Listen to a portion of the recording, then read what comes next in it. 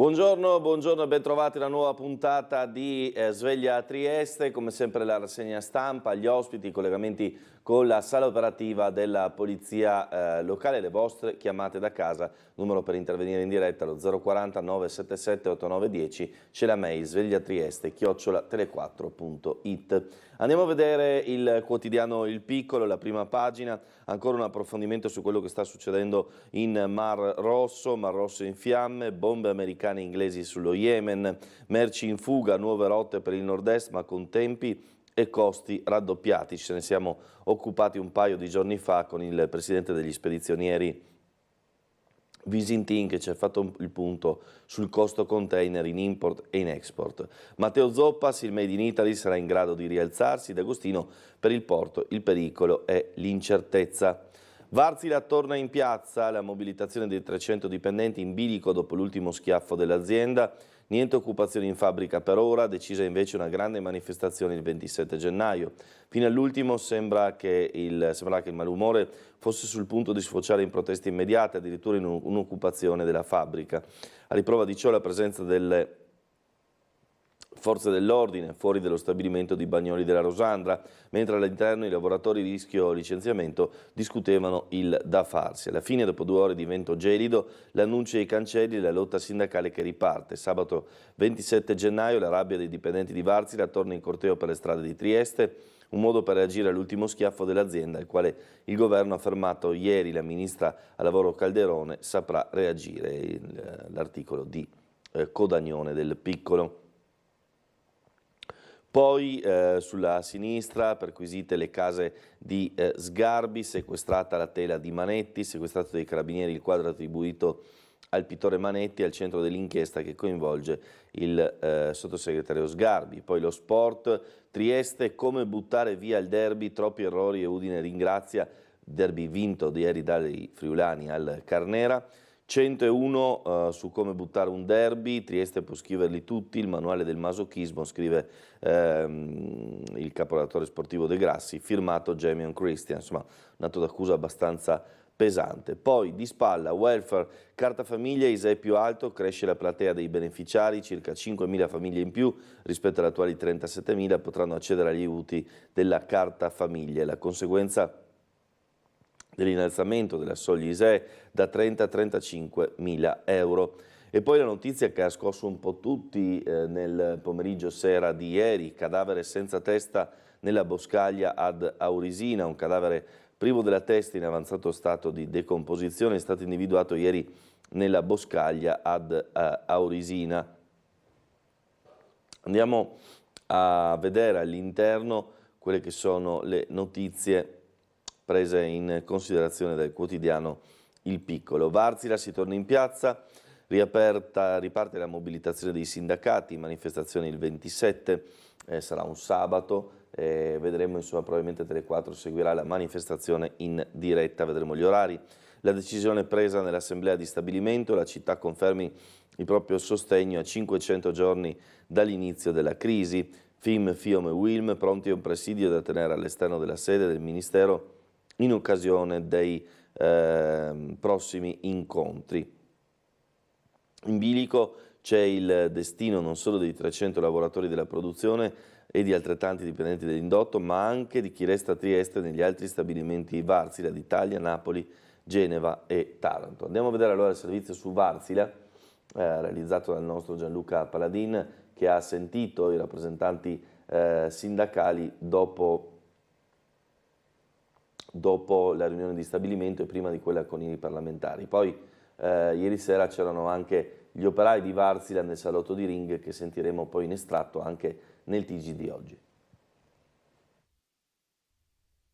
Abbiamo riferito quelli che sono i prossimi passi per quanto ci riguarda, ovvero andremo a realizzare in primis un'iniziativa di mobilitazione. Il giorno 27 di gennaio intendiamo portare di nuovo i lavoratori in piazza insieme alla cittadinanza, quindi stiamo pensando a una manifestazione importante. Tutti in piazza per gli operai di Varsila sabato 27 gennaio. Lavoratori e sindacati chiamano a raccolta la città, come nell'occasione del Maxi Corteo del 3 settembre 2022, che portò in Piazza Unità 12.000 persone, con la differenza che allora c'era ancora il tempo per una trattativa. Oggi oggi, con la dismissione annunciata della multinazionale, la preoccupazione è tutta incentrata sul futuro delle maestranze, ma i sindacati stanno già organizzando una manifestazione dei lavoratori Wärtsilä anche a Roma. Successivamente stiamo pensando allo stesso modo per i prossimi incontri che ci saranno in sede nazionale e in sede romana di portare i lavoratori sotto il Ministero, insomma cominciare a far sentire la pressione dei lavoratori direttamente nei palazzi dove si deciderà il futuro di quest'area. Insomma. Oggi c'è stata anche l'assemblea tra sindacati e lavoratori allo stabilimento di Bagnoli, presenti in 800 fra chi si era collegato da remoto e chi era nel sito produttivo. Poi l'incontro in regione con il presidente del Friuli Venezia Giulia, Massimiliano Fedriga, e i parlamentari. Adesso siamo purtroppo, non dico al punto zero, ma dobbiamo ripartire con l'avvertenza come abbiamo già fatto quella volta nel luglio, cioè dobbiamo far sentire la voce della città. E su questo ci sono anche, a mio avviso, delle buone prospettive, perché sentiamo, anche noi sindacalisti, la vicinanza dei cittadini, perché è un'avvertenza che dopo un anno e mezzo di tempo che c'era la possibilità di trovare delle soluzioni, purtroppo non ha portato a soluzioni, e la Finlandia si è comportata esattamente come un anno e mezzo fa, cioè con una chiusura totale, anche in maniera abbastanza irrispettosa dello Stato italiano, del governo dello Stato, come già dichiarato anche dal sottosegretario.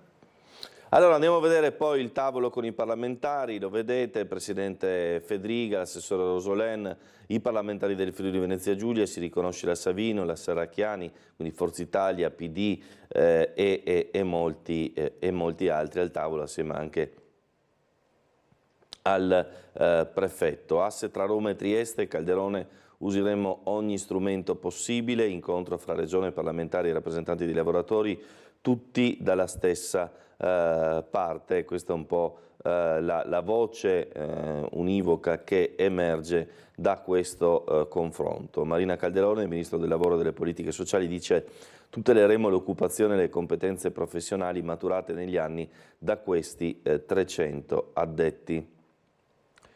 Andiamo avanti, Houthi nel mirino, il conflitto si allarga, raid di Stati Uniti e Gran Bretagna nello Yemen, la missione arriva dopo settimane di avvertimenti in reazione agli attacchi dei guerriglieri contro le navi commerciali. Condanna di Russia e Iran all'operazione, secondo Mosca, è un atto distruttivo. Dopo settimane di avvertimenti rimasti inascoltati, è arrivata la ritorsione. Nella notte fra giovedì e venerdì Stati Uniti e Gran Bretagna hanno lanciato 73 raid contro postazioni militari degli Houthi in Yemen, che avevano a loro volta attaccato le navi commerciali nel Mar Rosso, a loro detta legate a Israele, in solidarietà, a loro dire, con i palestinesi di Gaza. Quindi insomma, situazione che si fa chiaramente incandescente, non solo tra Israele e Hamas, ma a questo punto anche tra ribelli Houthi, che insomma sono finanziati dall'Iran, e dall'altra parte Stati Uniti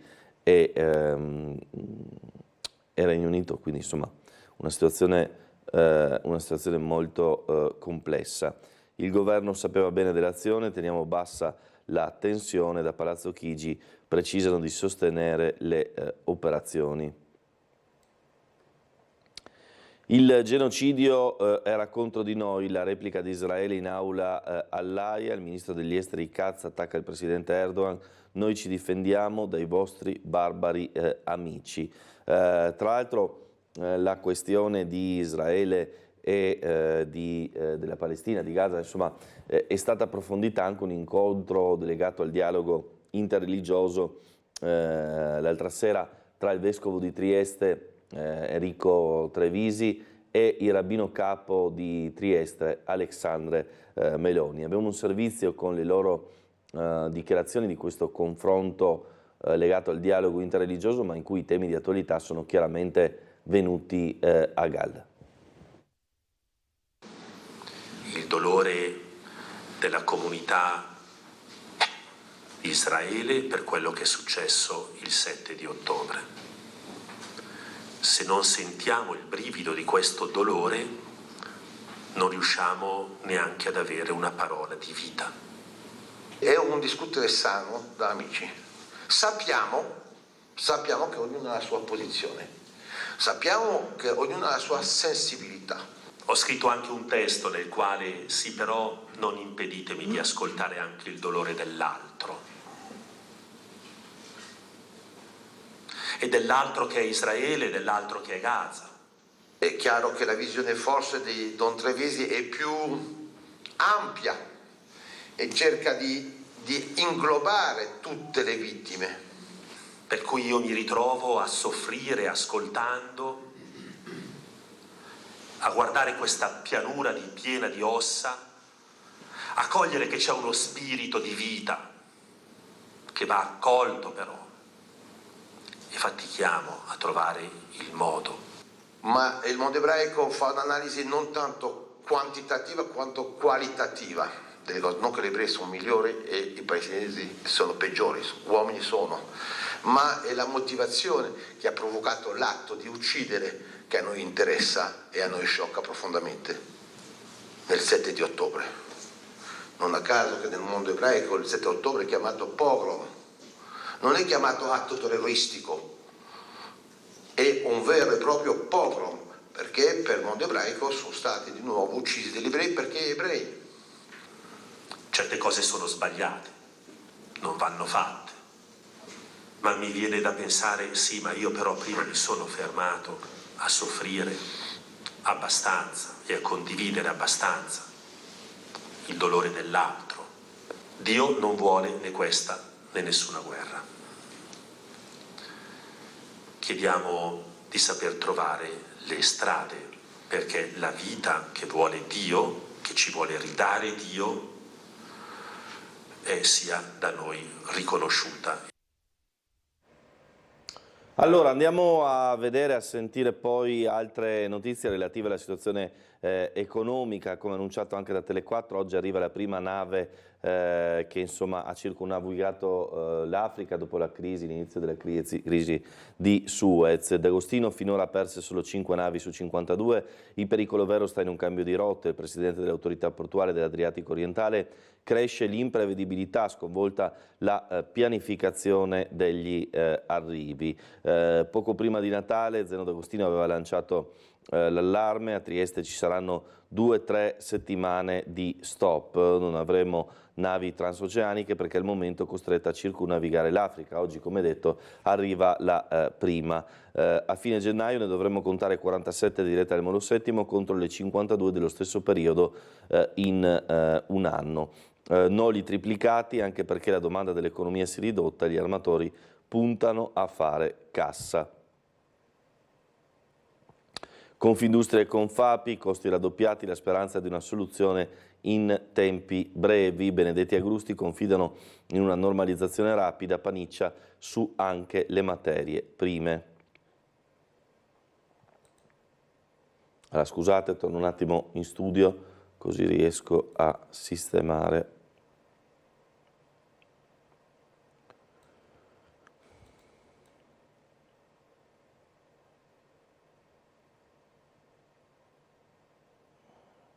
Eccoci. Allora, in fuga dal Mar Rosso, merci e traffici, nuove rotte per il nord-est. C'è anche il tracciato del treno merci dalla Cina, di cui avevamo già parlato in passato. In fuga dal Mar Rosso, merci e traffici, nuove rotte per il nord-est, in aumento ovviamente costi e tempi. Le sensibilità di Fantoni e Moretto. Il rammarico di Zoppas, ma il Made in Italy è forte, riusciremo a riprenderci. Per il presidente dell'ICE le imprese erano ormai riuscite ad assorbire l'inflazione e ripartire. Ora le conseguenze dipenderanno dalla rapidità della risposta. Attenti alle speculazioni, quindi all'aumento dei noli marittimi. Da Suez passa buona parte dell'interscambio in tanti settori chiave.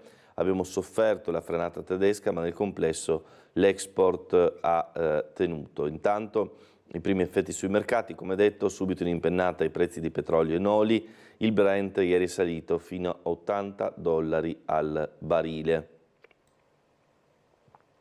Ci sono industrie in comparti avanzati capaci di crescere in modo silente.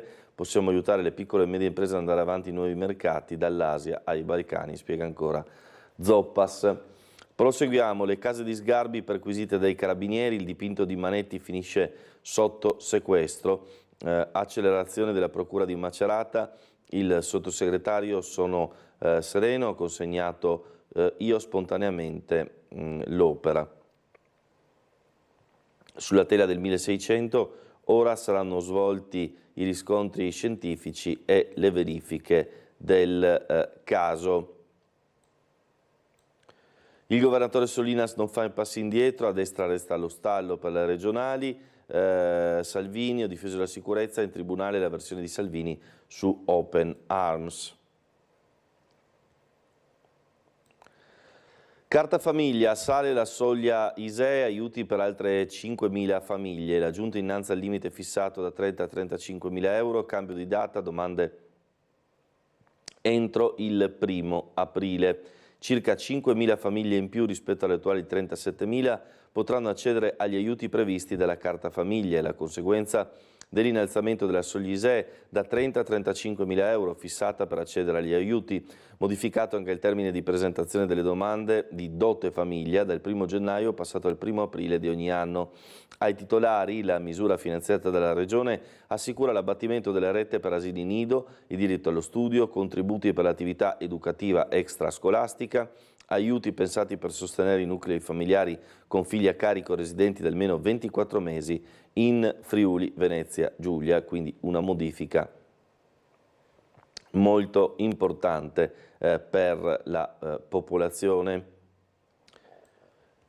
È un'influenza da record, il picco mai stato così alto, un inverno sempre più nel segno delle sindromi di stagione, registrato nell'ultima settimana del 2023 con 18,3 casi ogni 1.000 abitanti. Da Capodanno è iniziata la discesa, ma l'Istituto di Sanità raccomanda prudenza. Da ottobre a oggi colpiti 7,8 milioni di italiani, difficoltà per il pronto soccorso, bimbi sotto i 5 anni tra i più menomati, ma nella fascia 5-14 i numeri sono in caso, insomma veramente un'ondata di mali di stagione influenza veramente importante.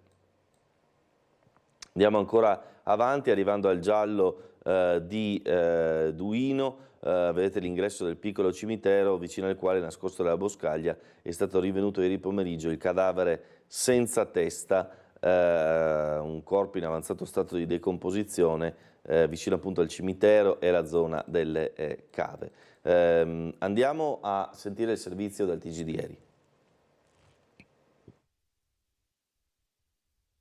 Il cadavere di una donna, ridotta ormai ad uno scheletro, con la testa staccata dal resto del corpo, e la macabra scoperta fatta da un passante attorno alle 16 in una scarpata protetta da un'area boschiva nei pressi del laboratorio marmifero di Aurisina Cave, un'area situata a pochissima distanza dalla locale caserma dei Carabinieri, che hanno preso immediatamente in mano il caso. La testa staccata è con ogni probabilità dovuta all'azione degli animali selvatici. Il corpo, infatti, è ridotto sostanzialmente ad uno scheletro e, stando a un primo esame del medico legale, non avrebbe segni che possano far pensare a una violenza compiuta da terzi. Si pensa che il decesso possa essere stato determinato da un malore o da un gesto estremo, anche se tutte le piste al momento rimangono aperte. L'identità della persona non è ancora nota. In un primo momento il pensiero di tutti, investigatori in primis, è andato a Cinzia Pecicar, la 66enne svanita nel nulla dalla sua casa di Aurisina il 18 ottobre scorso, dopo aver ricevuto una telefonata.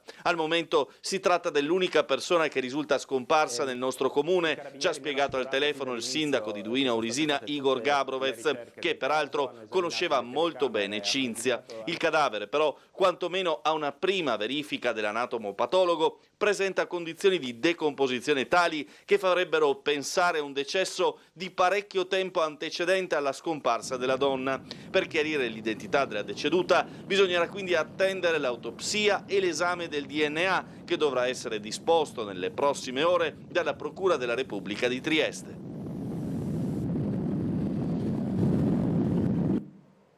E allora naturalmente maggiori aggiornamenti sul caso nel corso del telegiornale odierno del nostro Gianluca Paladin, che andrà anche sul posto. Proseguiamo. Stati Uniti, missili anticarro venduti al Kosovo, delusione di Belgrado, Il Dipartimento di Stato dà l'ok all'iter per quasi 250 Javelin a fare da 75 milioni di dollari. Ora manca il sì del Congresso. Da simbolo potente della guerra in Ucraina, considerata gli albori dell'invasione miracolosi contro i carri armati russi, a cartina al tornasole delle tensioni sull'asse Serbia-Kosovo, i missili anticarro portatili made in USA 2 anni fa, ricercatissimi da Kiev per contrastare l'aggressione di Mosca. Adesso sbarcheranno pure nei Balcani per la soddisfazione di Pristina e lo scorno di Belgrado, segnalando al contempo quanto potenzialmente pericolosa sia la situazione nella regione. Economia, 4 navi giganti per le crociere, Fincantieri tratta il maxi ordine statunitense, con Carnival colloqui su una commessa da 5 miliardi, l'allestimento dei colossi del mare avverrà nel nord-est. Nell'arena starebbero per tornare le forze gli americani di Carnival, alleati storici del gruppo triestino. Secondo rumors, insomma, si parla di 4 meganavi da crociera da più di 200.000 tonnellate per un valore di 5 miliardi di euro. Super Mario, inteso come Draghi, in aiuto all'Europa, una roadmap per l'economia. La relazione di Draghi ai commissari: l'Unione Europea ha perso slancio e centralità, per ritrovare la competitività servono priorità, linee d'azione e politiche ad hoc. Il dossier competitività è un chiodo fisso per la Presidente von der Leyen. L'allarme dell'ex Presidente della BCE, anche quello degli industriali europei. Un vaso di coccio in mezzo a vasi di ferro, destinato a giocare un ruolo di secondo piano se la rotta non verrà invertita. Parte da qui il lavoro che Mario Draghi si appresta a mettere nero su bianco per rilanciare la competitività dell'Europa rispetto ai 2 colossi come Stati Uniti e Cina. Dovremmo avere il collegamento con la sala operativa della Polizia Locale per quelle che sono le indicazioni per la giornata su Trieste con l'ispettore capo Paolo Gurtner. Buongiorno e ben trovato. Buongiorno a lei, buongiorno a tutti. Non ho grosse novità per la giornata odierna, traffico attualmente scarso. La giornata è bella, speriamo che comunque continui così anche il trend. La notte è andata bene, niente di particolare. Volevo far presente che ci sono i divieti in via Rossetti e Crispi per quanto riguarda gli arrivi dei camion per gli allestimenti a Rossetti, e con lunedì mattina inizieranno gli allestimenti per la nuova rotatoria in Flavia Frigessi, quindi se ci sono eventuali deviazioni o comunque approntamenti di nuovi cantieri, attenzione per chi va e arriva da Muggia. Altre cose non ce ne sono. Benissimo, grazie ancora per le sue segnalazioni. Andiamo a vedere anche un altro tema, diciamo così, della nostra rassegna stampa. Proseguiamo per arrivare poi anche alle notizie della città. Un secondo che ci arriviamo, eccoci qua. Cabinovia, Parco Lineare, 20 nella variazione da 61 milioni. L'assessore al bilancio Bertoli, fondi subito disponibili per opere, personale e promozione turistica. Prima di leggere i numeri, vediamo il servizio di Bernardo Gulotta. Circa 61 milioni di euro traslati dall'impegno di spesa del 2023 al 2024 grazie a una specifica delibera portata dall'assessore comunale al bilancio Everest Bertoli, permettendo così l'utilizzo immediato di questi fondi che erano stati stanziati per tutta una serie di progetti non avviati l'anno scorso.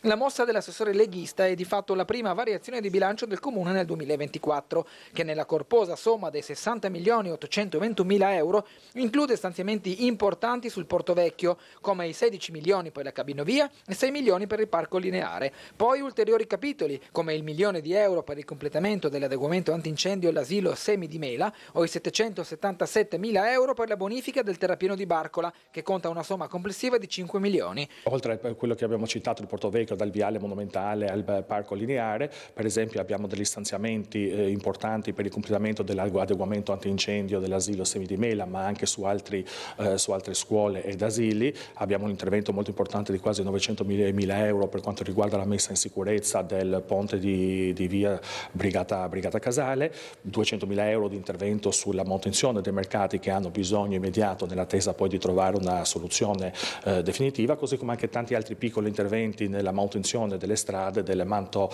stradale o anche poi, la cosa importante per esempio, sono quegli interventi per quanto riguarda il personale che ammonta a quasi 5 milioni di euro, le attività di promozione turistica e culturale sul territorio di Comune Trieste. Ecco, ripeto, una massa molto importante di 61 milioni di euro che è a disposizione dall'8 di gennaio e quindi ci dà la possibilità a tutta l'area del Comune Trieste, a tutti gli uffici del Comune Trieste, di poter lavorare in sanità per tutto l'anno. In pratica si tratta di rendere sin da subito disponibili risorse che senza l'intervento illustrato da Bertoli sarebbero state fruibili da maggio in poi. Tra le varie voci descritte ci sono anche €900.000 dell'imposta di soggiorno non spesi nel 2023. Nulla da riportare sul tram di Opicina, visto che le spese sono già state affrontate, così come nessuna richiesta pervenuta all'assessore al bilancio riguardo lo stadio Grezzar, che stando alle ipotesi potrebbe essere interessato da un adeguamento volto a fornire una valvola di sfogo per le partite della Triestina, ma anche quando dovessero arrivare dei fondi, i tempi cominciano ad essere stretti. Allora andiamo a vedere nello specifico, abbiamo sentito alcune poste, dicevamo le principali, i 5 milioni per il personale che poi andranno su tutto il triennio. La promozione turistica della città 900.000, costruzione della cabinovia 16 milioni e mezzo accantonati, realizzazione del parco lineare del Portovecchio 6 milioni e 2, oltre 1 milione per l'adeguamento dell'antincendio dell'asilo Semi di Mela, quasi 900.000 euro per la messa in sicurezza del ponte di via Brigata Casale, 777.000 euro per l'inizio degli interventi del terrapieno di Barcola e 120.000 per i lavori in salita di Contovello. Comincia la bonifica del terrapieno di Barcola, primo focus sul Verdi, il round iniziale è già andato in gara per un importo di 150.000 euro, ma l'intera operazione è finanziata dal 2018 con 5 milioni e mezzo. Una delibera della Giunta ha dato avvio al risanamento, 2 mesi di interventi. Allora noi ci fermiamo un istante per la pubblicità. Ritorniamo tra poco con la rassegna stampa, con altre notizie, con i nostri servizi. Restate con noi.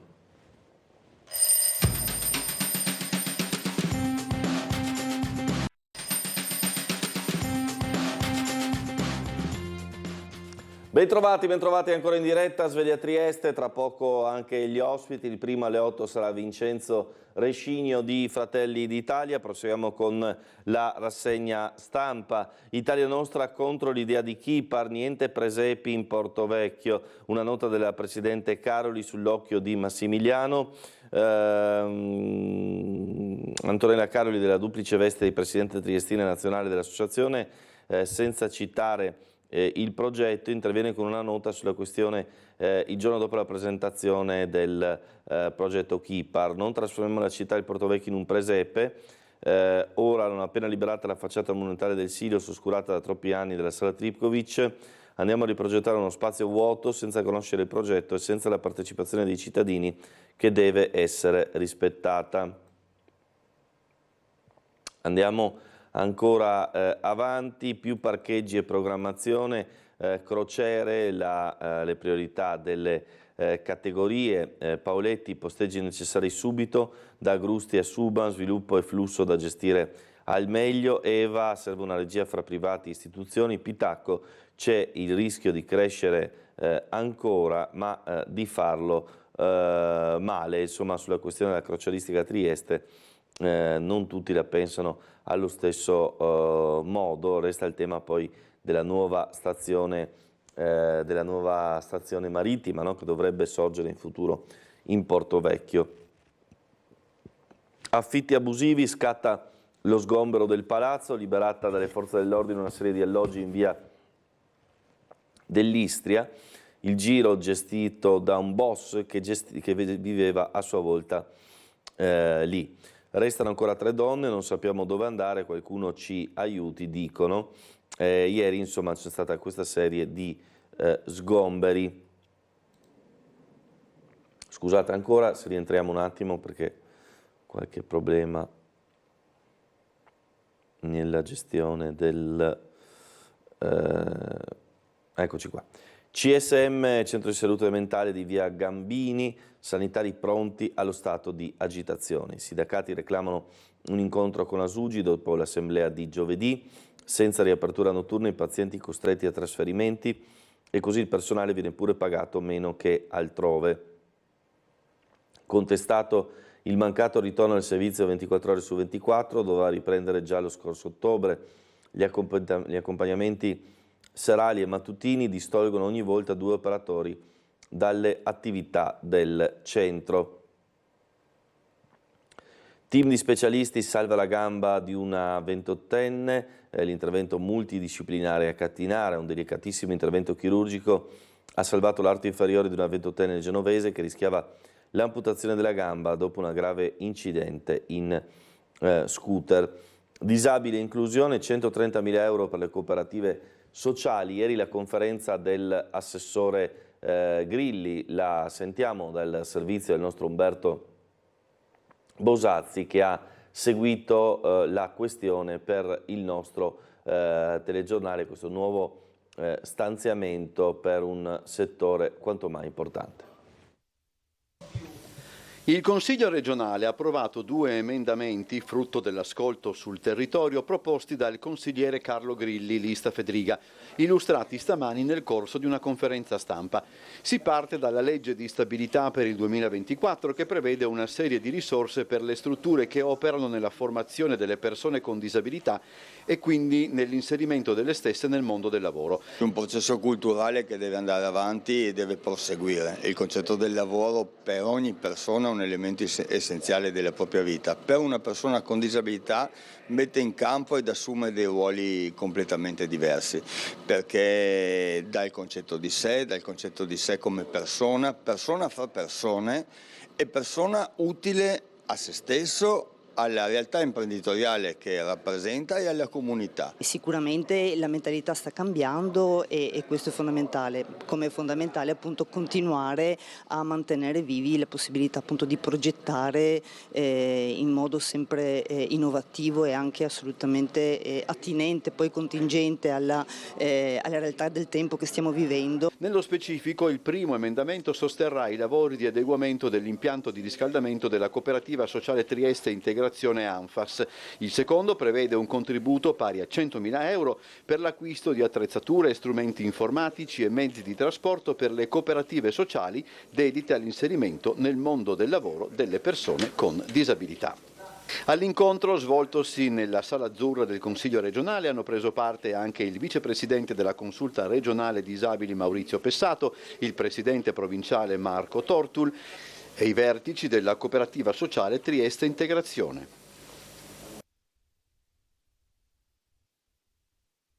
Parità di diritti, Trieste protagonista al Women 7, il documento della consulta femminile in vista dell'impegno al G7.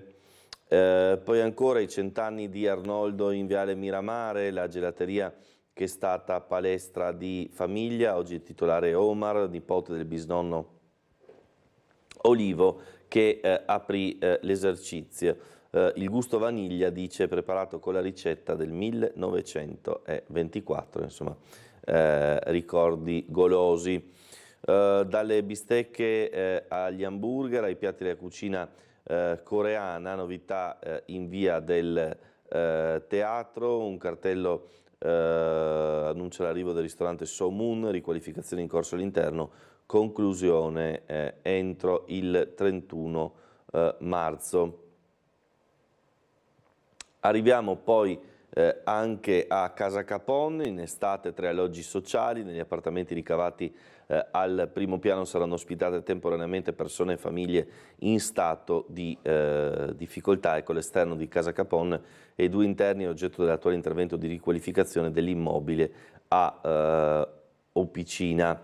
Nel vivo Lazzaretto la ricostruzione della scogliera, scrive Luigi Putiniano, anti-onde, insomma sarebbe forse meglio dire antilibecciata in questo caso, no? La protezione della costa utile a diciamo rinforzare quella barriera dopo le mareggiate, in questo caso del 27 ottobre, non solo del 3 novembre, che avevano danneggiato il manto stradale, abbattuto i muretti di delimitazione della strada a mare e così via. Ci spiega nello specifico l'intervento con i dettagli il sindaco di Muggia, Paolo Polidori.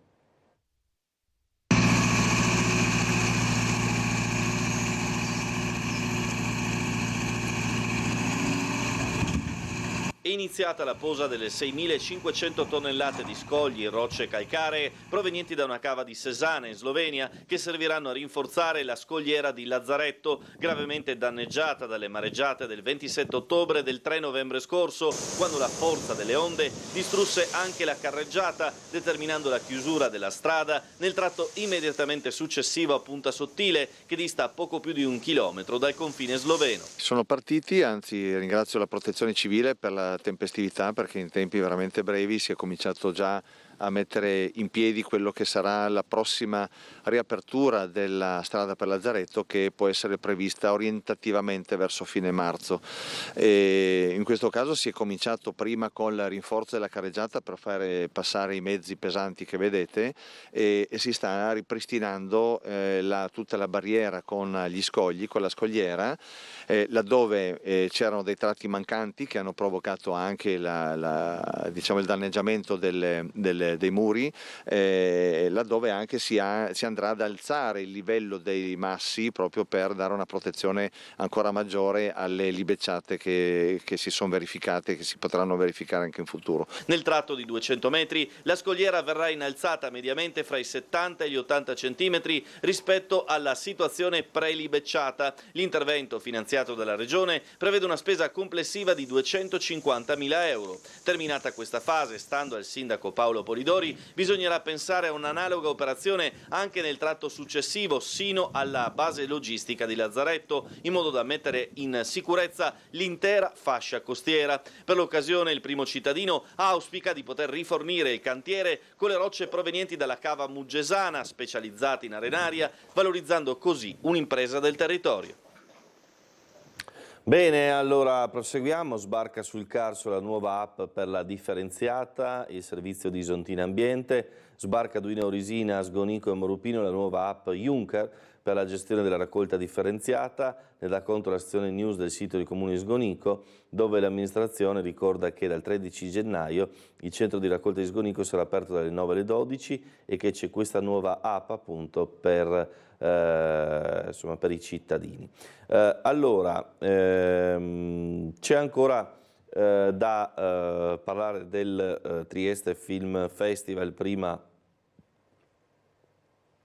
ovviamente della pagina sportiva e del derby. Intanto qui ci si concentra su il festival e storia. Ritorniamo in studio. Andiamo a vedere il servizio di presentazione di Umberto Bosazzi dei Trieste Film Festival, che parte il 19 gennaio. Appuntamento dal 19 al 27 gennaio con il 35esimo Trieste Film Festival diretto da Nicoletta Romeo. Presentata oggi la prima e principale kermesse italiana dedicata al cinema dell'Europa centro-orientale, nata alla vigilia della caduta del muro di Berlino, continua ad essere un osservatorio privilegiato su cinematografie e autori spesso poco noti, se non addirittura sconosciuti al pubblico italiano e più in generale a quello occidentale. I temi naturalmente sono legati al focus del festival, che è il centro est Europa, quindi tutti i film provengono da quest'area qui. I temi sono i più disparati, dalle guerre, ma anche abbiamo tantissime commedie, quindi ci saranno dei momenti di riflessione sicuramente importanti, ma anche dei momenti di svago.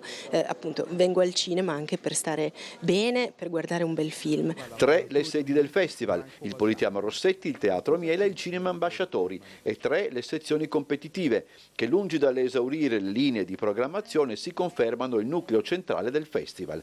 2 le aperture, il 19 gennaio la programmazione al Teatro Miela si inaugura con Do Not Expect Too Much from the End of the World di Radu Jude, che è insieme un vertiginoso film teorico sul cinema e una critica esplosiva al cinismo del capitalismo moderno. Il 23 gennaio sarà invece il Politeama Rossetti ad accogliere il secondo film di apertura del festival, quel Green Border, premio speciale della giuria all'ultima mostra del cinema di Venezia, dall'8 febbraio in sala, che segna il grande ritorno di una maestra del cinema europeo, la polacca Agnieszka Holland, un film scomodo e giusto che racconta, in bianco e nero e con una durezza a tratti difficile da sostenere, il dramma dei migranti che si affacciano all'Europa. Ci sono tantissimi eventi collaterali, sempre aperti al pubblico, sia per i più giovani, quindi concerti, in collaborazione con l'Hangar Teatri e il Kino Sciisca, sia tantissimi momenti di formazione, quindi penso anche agli studenti di cinema o agli studenti che popolano la nostra città, avranno tantissime occasioni per partecipare a delle masterclass, a dei panel, a dei momenti di approfondimento. E poi, come ogni anno, a latere della programmazione ci sono tante visite guidate, presentazioni di libri. Bene, allora andiamo allo sport con quello che è stato il risultato del derby. Scrive Roberto De Grassi: Trieste butta via il derby, liberi ciccati e folli rimesse, Udine può ringraziare. I biancorossi hanno avuto la possibilità di chiudere a loro favore il confronto, ma non hanno saputo essere lucidi né cinici.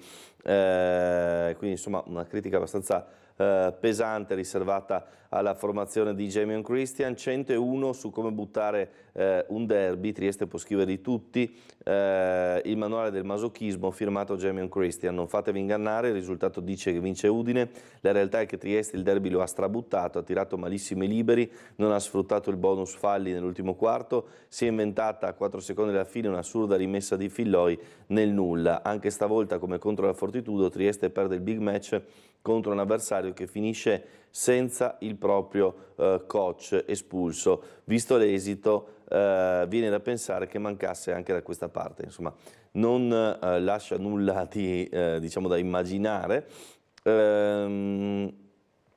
Udine che ha visto 14 punti segnati da Clark, 11 di Alibegovic, 5 di Carotti, 20 di Gaspardo, 8 di Delia, 4 di Daros, 14 di Monaldi, 11 di Cangi. Per Trieste 2 di Bossi, 6 di Filloi, 18 di Reyes, 2 di De Angeli, 12 di Ruzier, 2 di Campogrande, 4 di Vildera, 8 di Candussi e 28 di Brooks, che ha fatto comunque una buona partita. Andiamo a vedere anche le pagelle, poi sentiremo, anzi andiamo a vedere la sala stampa. Vi chiedo aiuto al mio amico Franco Torricella in regia. Abbiamo le interviste della sala stampa di coach Jamion Christian, come sempre supportato dal GM Michael Arcieri. Sentiamo.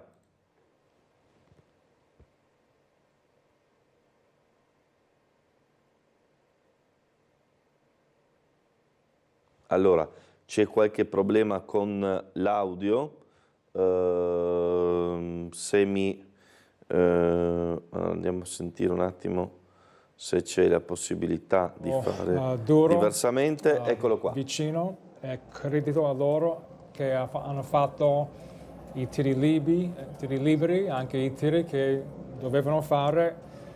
Quando si fa 19 su 34 dal lunetta, 8 su 32 da 3, di solito quello succede. Allora, però abbiamo lottato molto bene, abbiamo lottato durante tutti i 40 minuti, allora, ma anche credito a loro che sicuramente hanno giocato bene anche in difesa per creare la difficoltà forse con qualche tiro. Allora sicuramente credito a loro. Sembrava che sarebbe una partita molto molto vicino e duro, era infatti quello. Coach, your thoughts about tonight? Tough, hard-fought game by both teams. We knew we were expecting that when we came in. Disappointed our inability to finish there in the last 4 minutes.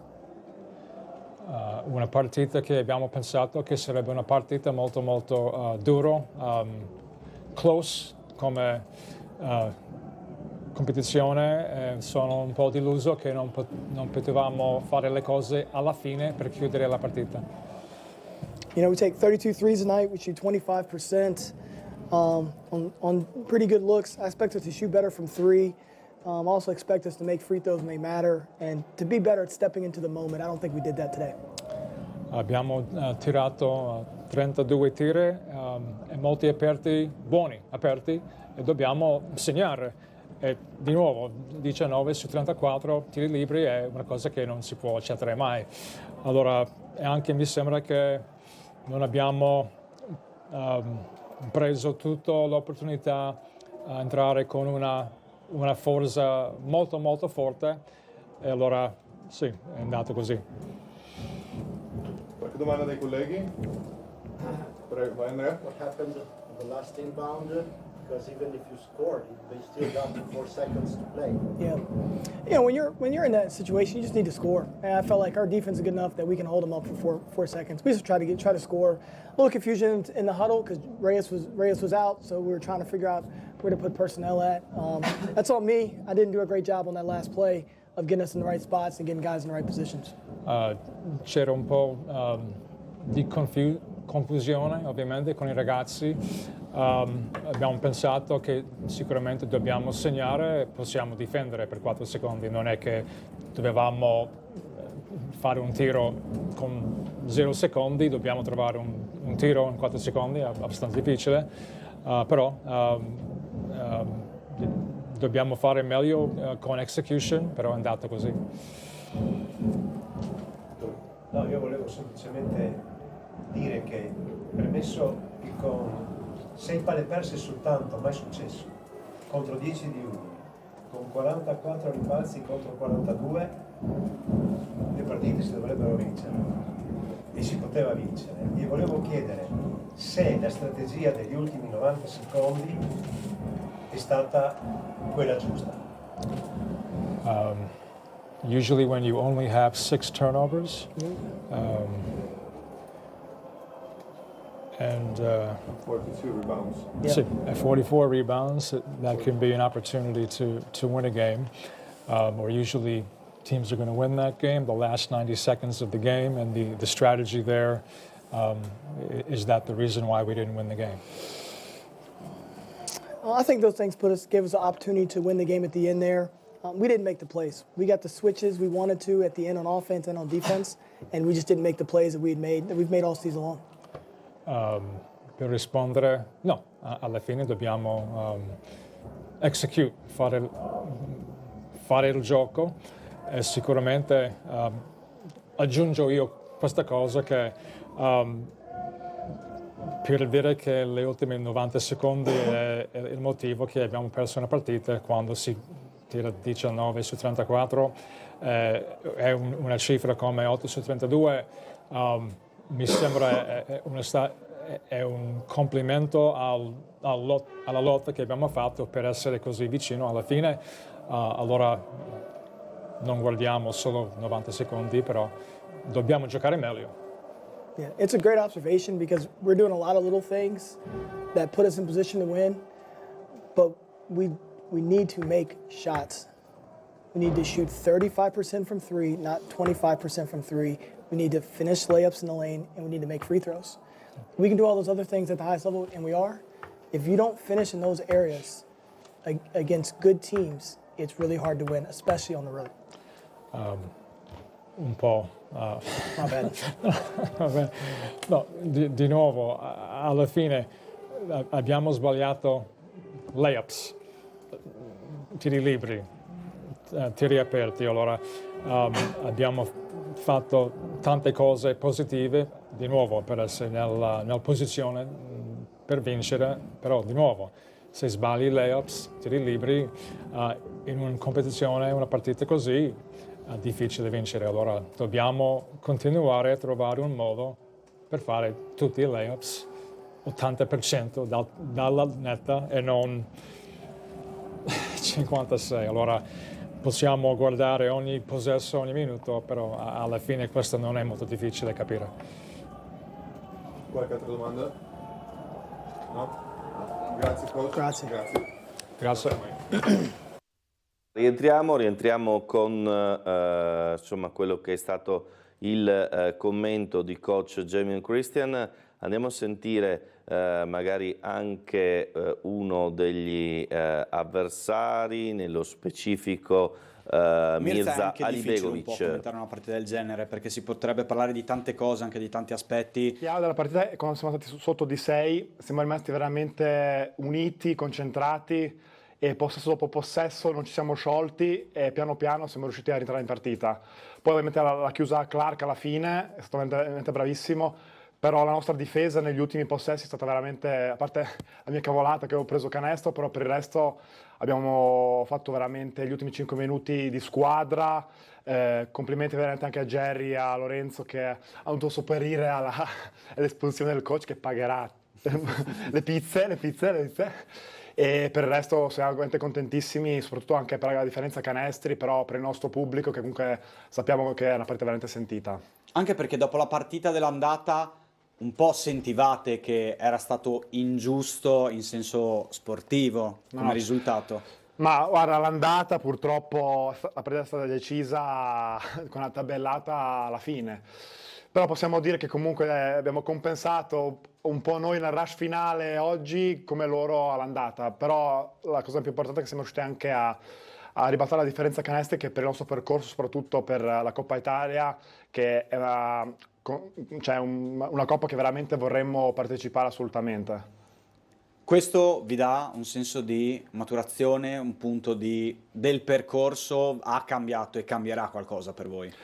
Ma sai cos'è? Che nelle partite che magari abbiamo perso, alla fine non siamo riusciti a fare qualcosa in più per imporci, soprattutto fisicamente, perché comunque noi a livello di basket obiettivamente durante l'anno ci sono state poche veramente partite, diciamo per 40 minuti abbiamo giocato male. Abbiamo fatto veramente un bel basket durante l'anno, però queste partite qua, nel senso il tic-tic alla fine dopo un po' finisce, nel senso c'è chi la spunta, chi prende quel rimbalzo in più, che si butta per terra, alla fine nel senso cestisticamente c'è poco, nel senso c'è solo l'energia e voglia di vincere. Ancora, allora magari vedremo anche alcune fasi della partita che vi ricordo non da questa sera integralmente su Tele 4. Da capire un secondo quello che è la fase finale, mentre intanto mandiamo in onda uno dei nostri servizi del nostro telegiornale di ieri, ovvero la situazione del caso Liliana, con le ultime da Sterpin nel corso della puntata di Ring. Andiamo a vedere il servizio, poi vediamo magari le fasi finali del derby.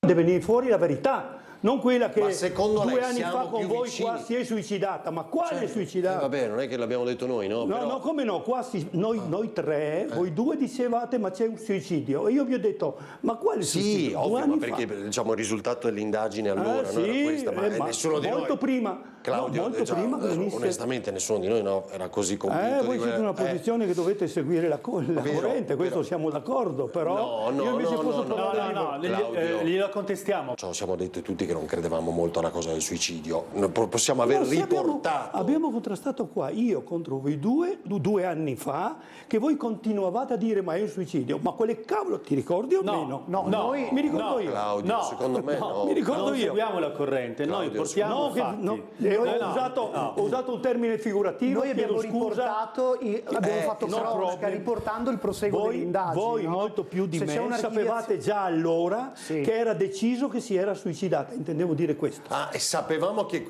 allora avevamo intuito che l'indirizzo sarebbe stato quello, che è diverso.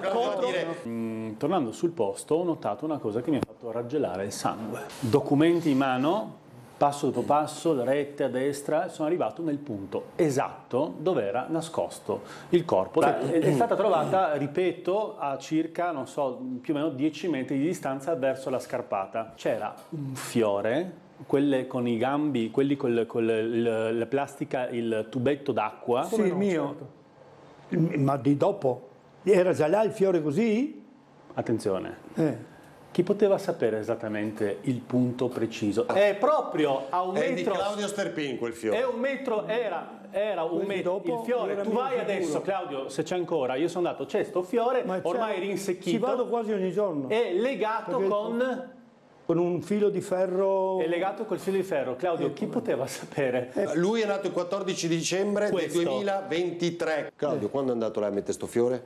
Ma io ho portato là i fiori miei quasi ogni settimana uno. Quando è che lei scopre che il corpo non è lì dove noi vediamo quel nastro tuttora? Fate vedere pure hanno l'immagine. cominciato a parlarne un paio di settimane fa. Sto cercando le foto.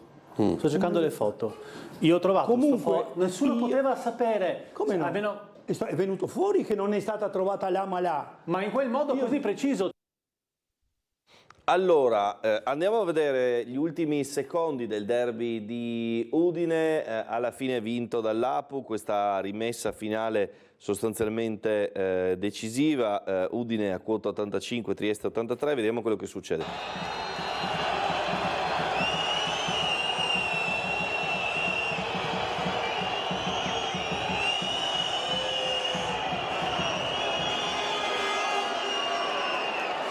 Rimessa a Trieste 4 secondi e 4 decimi al termine della gara.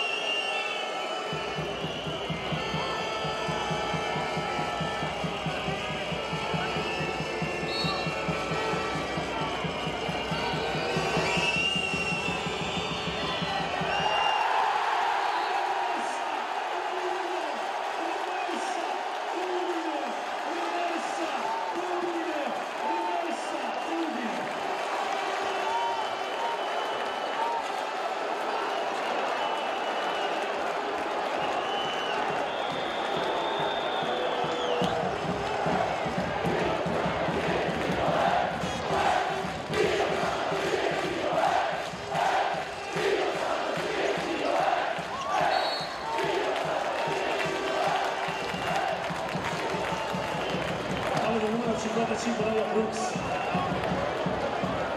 Per Brooks è il secondo fallo.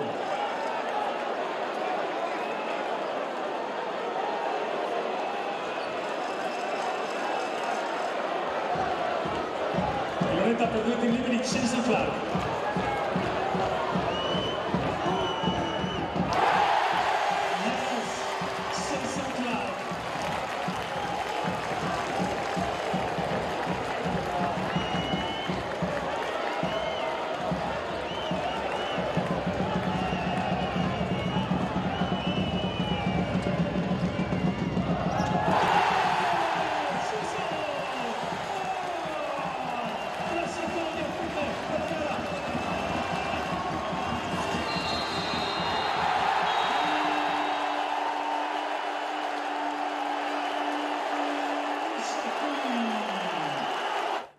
Ed ecco allora come è terminato il derby tra Udine e Trieste. Noi ci fermiamo un istante per la pubblicità e ci vediamo tra poco.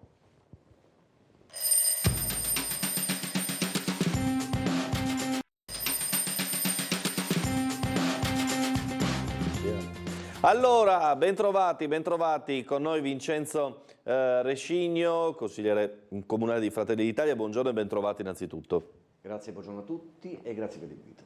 Allora, siccome è stato proprio Vincenzo Rescigno uno dei promotori di un'iniziativa di cui abbiamo parlato 2 giorni fa con le nuove, diciamo, dotazioni di videosorveglianza al passo con i tempi, andiamo a rivedere il servizio, se non sbaglio, del nostro Bernardo Gulotta, così poi ci apre un po' l'argomento e ne possiamo parlare con Vincenzo Rescigno con dovizia di particolari.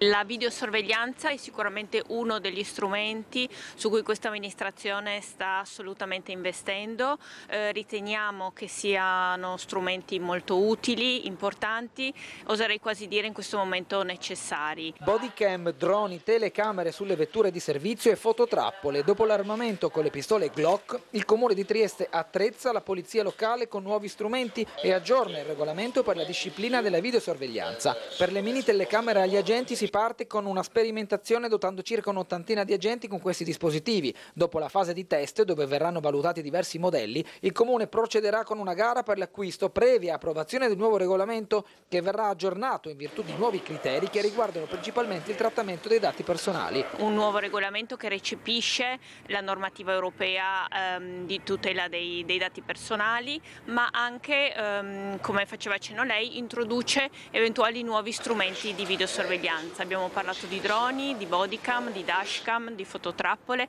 abbiamo parlato di quelli che potrebbero essere in futuro nuovi strumenti da utilizzare per la polizia locale. Grazie a un finanziamento regionale di 20.000 euro e dopo la proposta del consigliere Rescigno di Fratelli d'Italia, il Comune si doterà a breve di un drone, per cui però sarà necessario formare il personale abilitando un minimo di 6 operatori.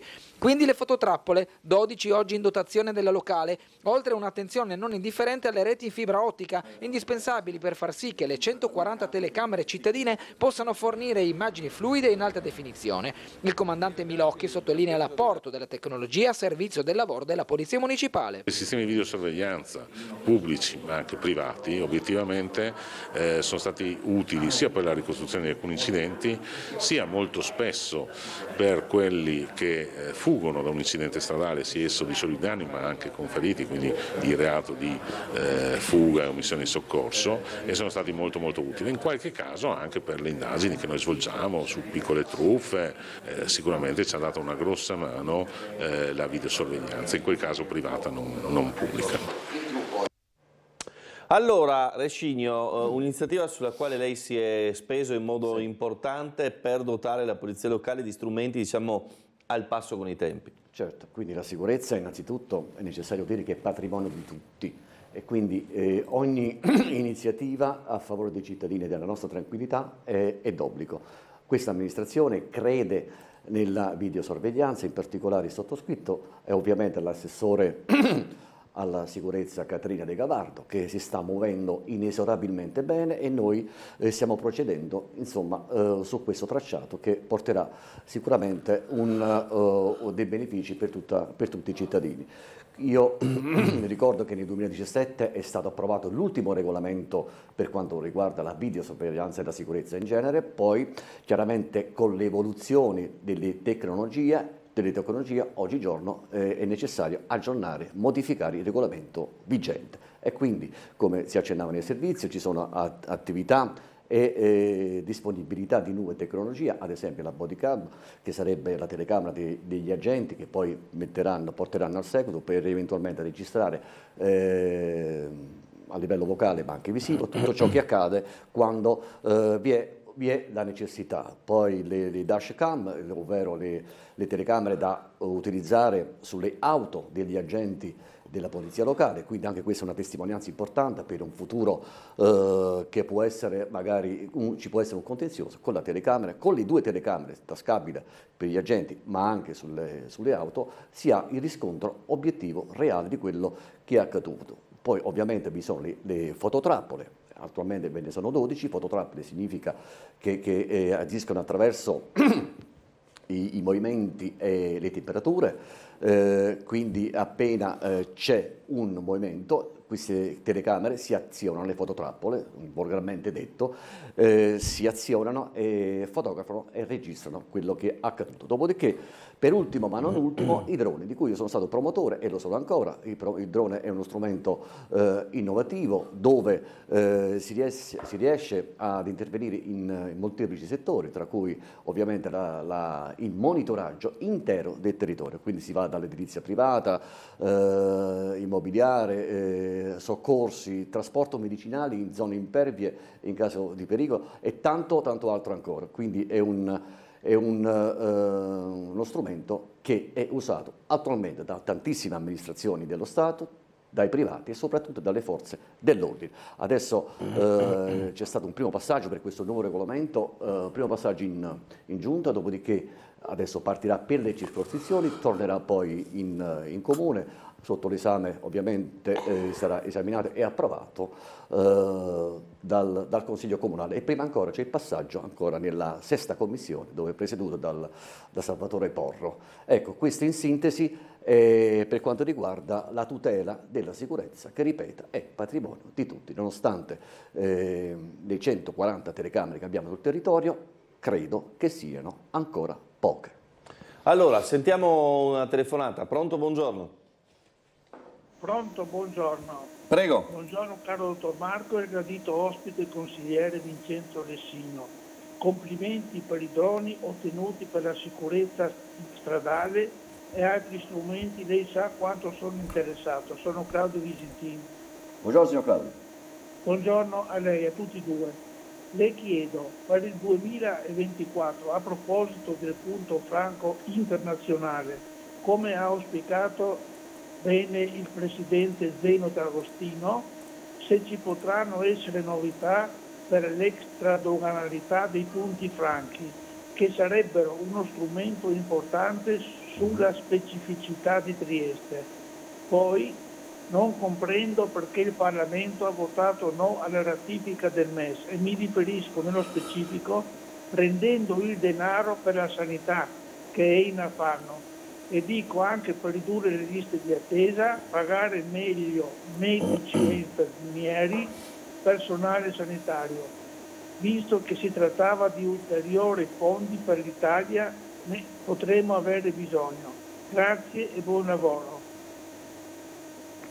Grazie allora per le sue domande e le sue considerazioni. Prego Resini. Allora, per quanto riguarda eventuali sviluppi, per quanto riguarda l'extradoganalità dei 5 punti franchi che abbiamo a Trieste, ricordo che nella scorsa manovra di fine anno la Presidente Meloni su proposta, su spinta dell'attuale parlamentare Nicole Matteoni, l'anno scorso fu inviato a Bruxelles, quindi in Europa, un documento appunto che chiedeva l'extradoganalità dei punti franchi di Trieste. Adesso in questo momento so che è partita questa richiesta, questo documento, ma per quanto riguarda l'elaborazione, lo sviluppo, a che punto siamo, lo stato dell'arte di questo documento, mi premunirò di chiedere all'onorevole Nicole Matteoni per quanto riguarda a che punto siamo. Chiaramente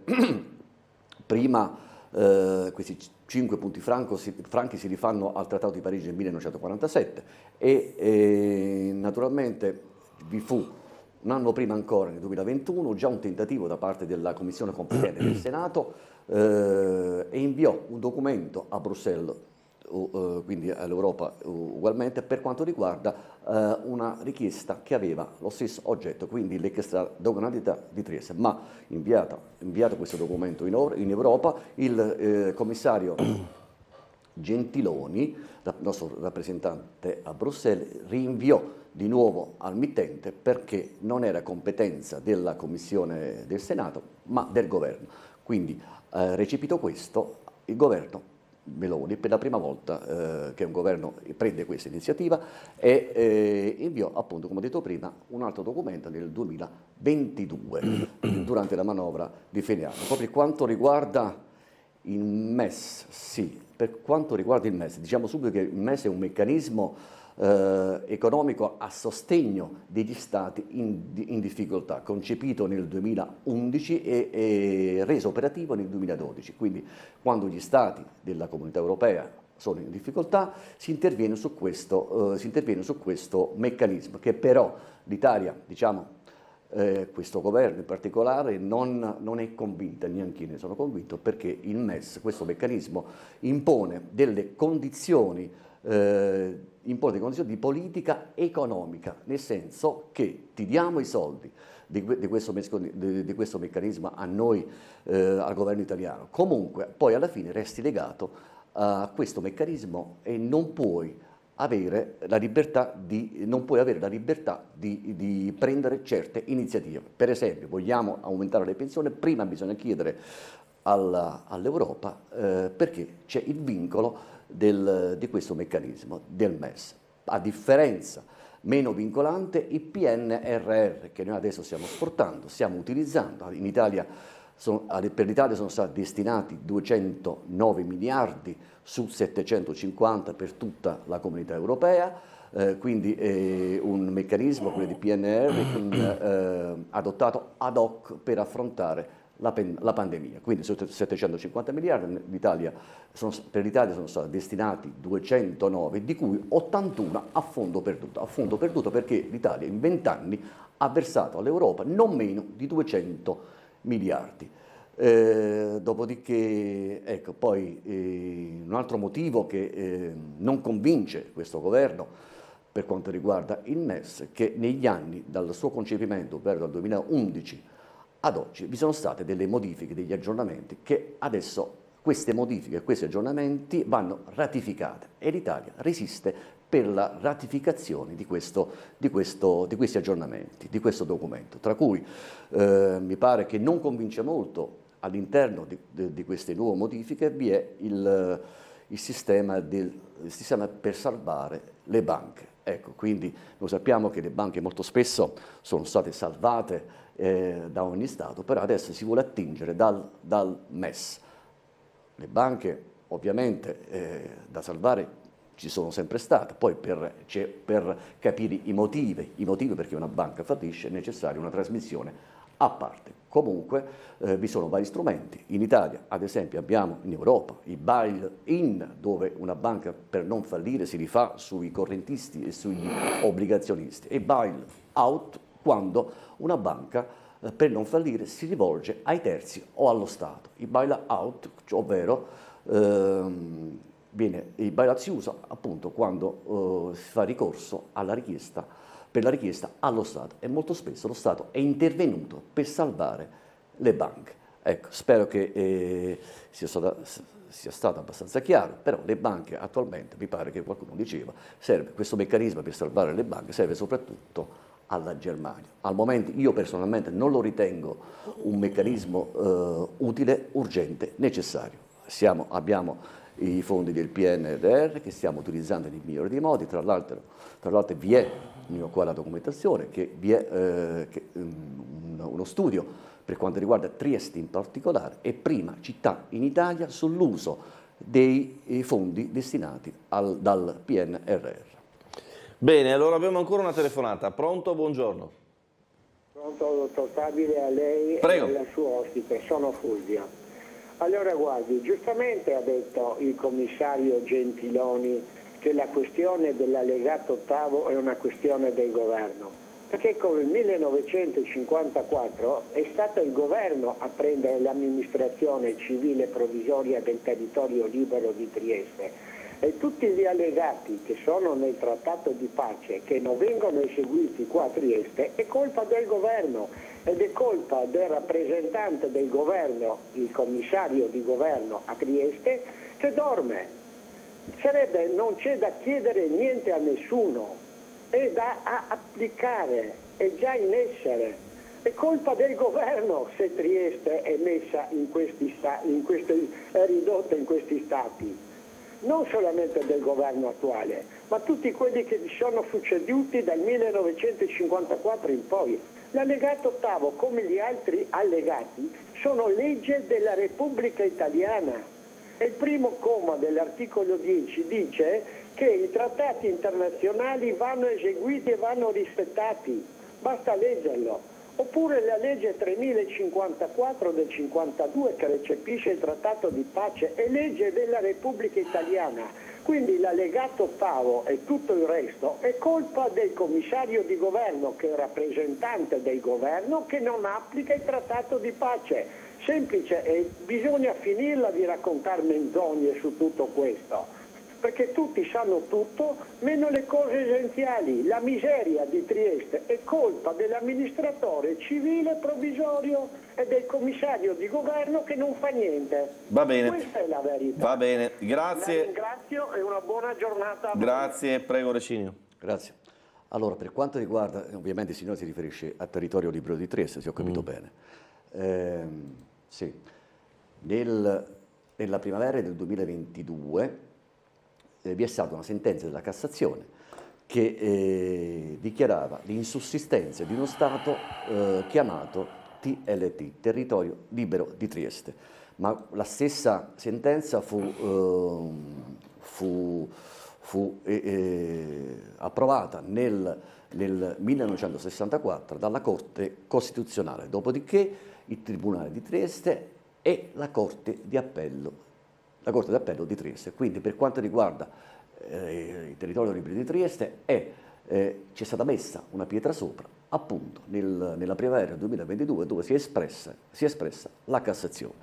Per quanto riguarda, secondo il telespettatore, che non si provvede a rendere operativo il trattato di pace, questo è evidente che di fronte a questo tipo di osservazioni di sentenza, ovviamente risulta difficile prendere certe iniziative. Però, ripeto, per quanto riguarda alcuni particolari, quello che più mi ha colpito è il fatto che è stata dichiarata l'insussistenza del territorio libero di Trieste, questo per ben 4 sentenze, a iniziare dal 1964 alla primavera del 2022. Allora, proseguiamo con altre mail che arrivano da casa. D'accordo alla sicurezza, scrive Pierpaolo, ma quando gli agenti vengono addirittura inquisiti dalla magistratura per ogni azione, anche a difesa degli stessi, allora non ci siamo. E ancora Nevio dice: si possono mettere tutti gli strumenti per la sorveglianza, ma non saranno mai come le pattuglie sul territorio. Allora mettiamo più polizia locale di Stato sul territorio, appunto, dice Nevio.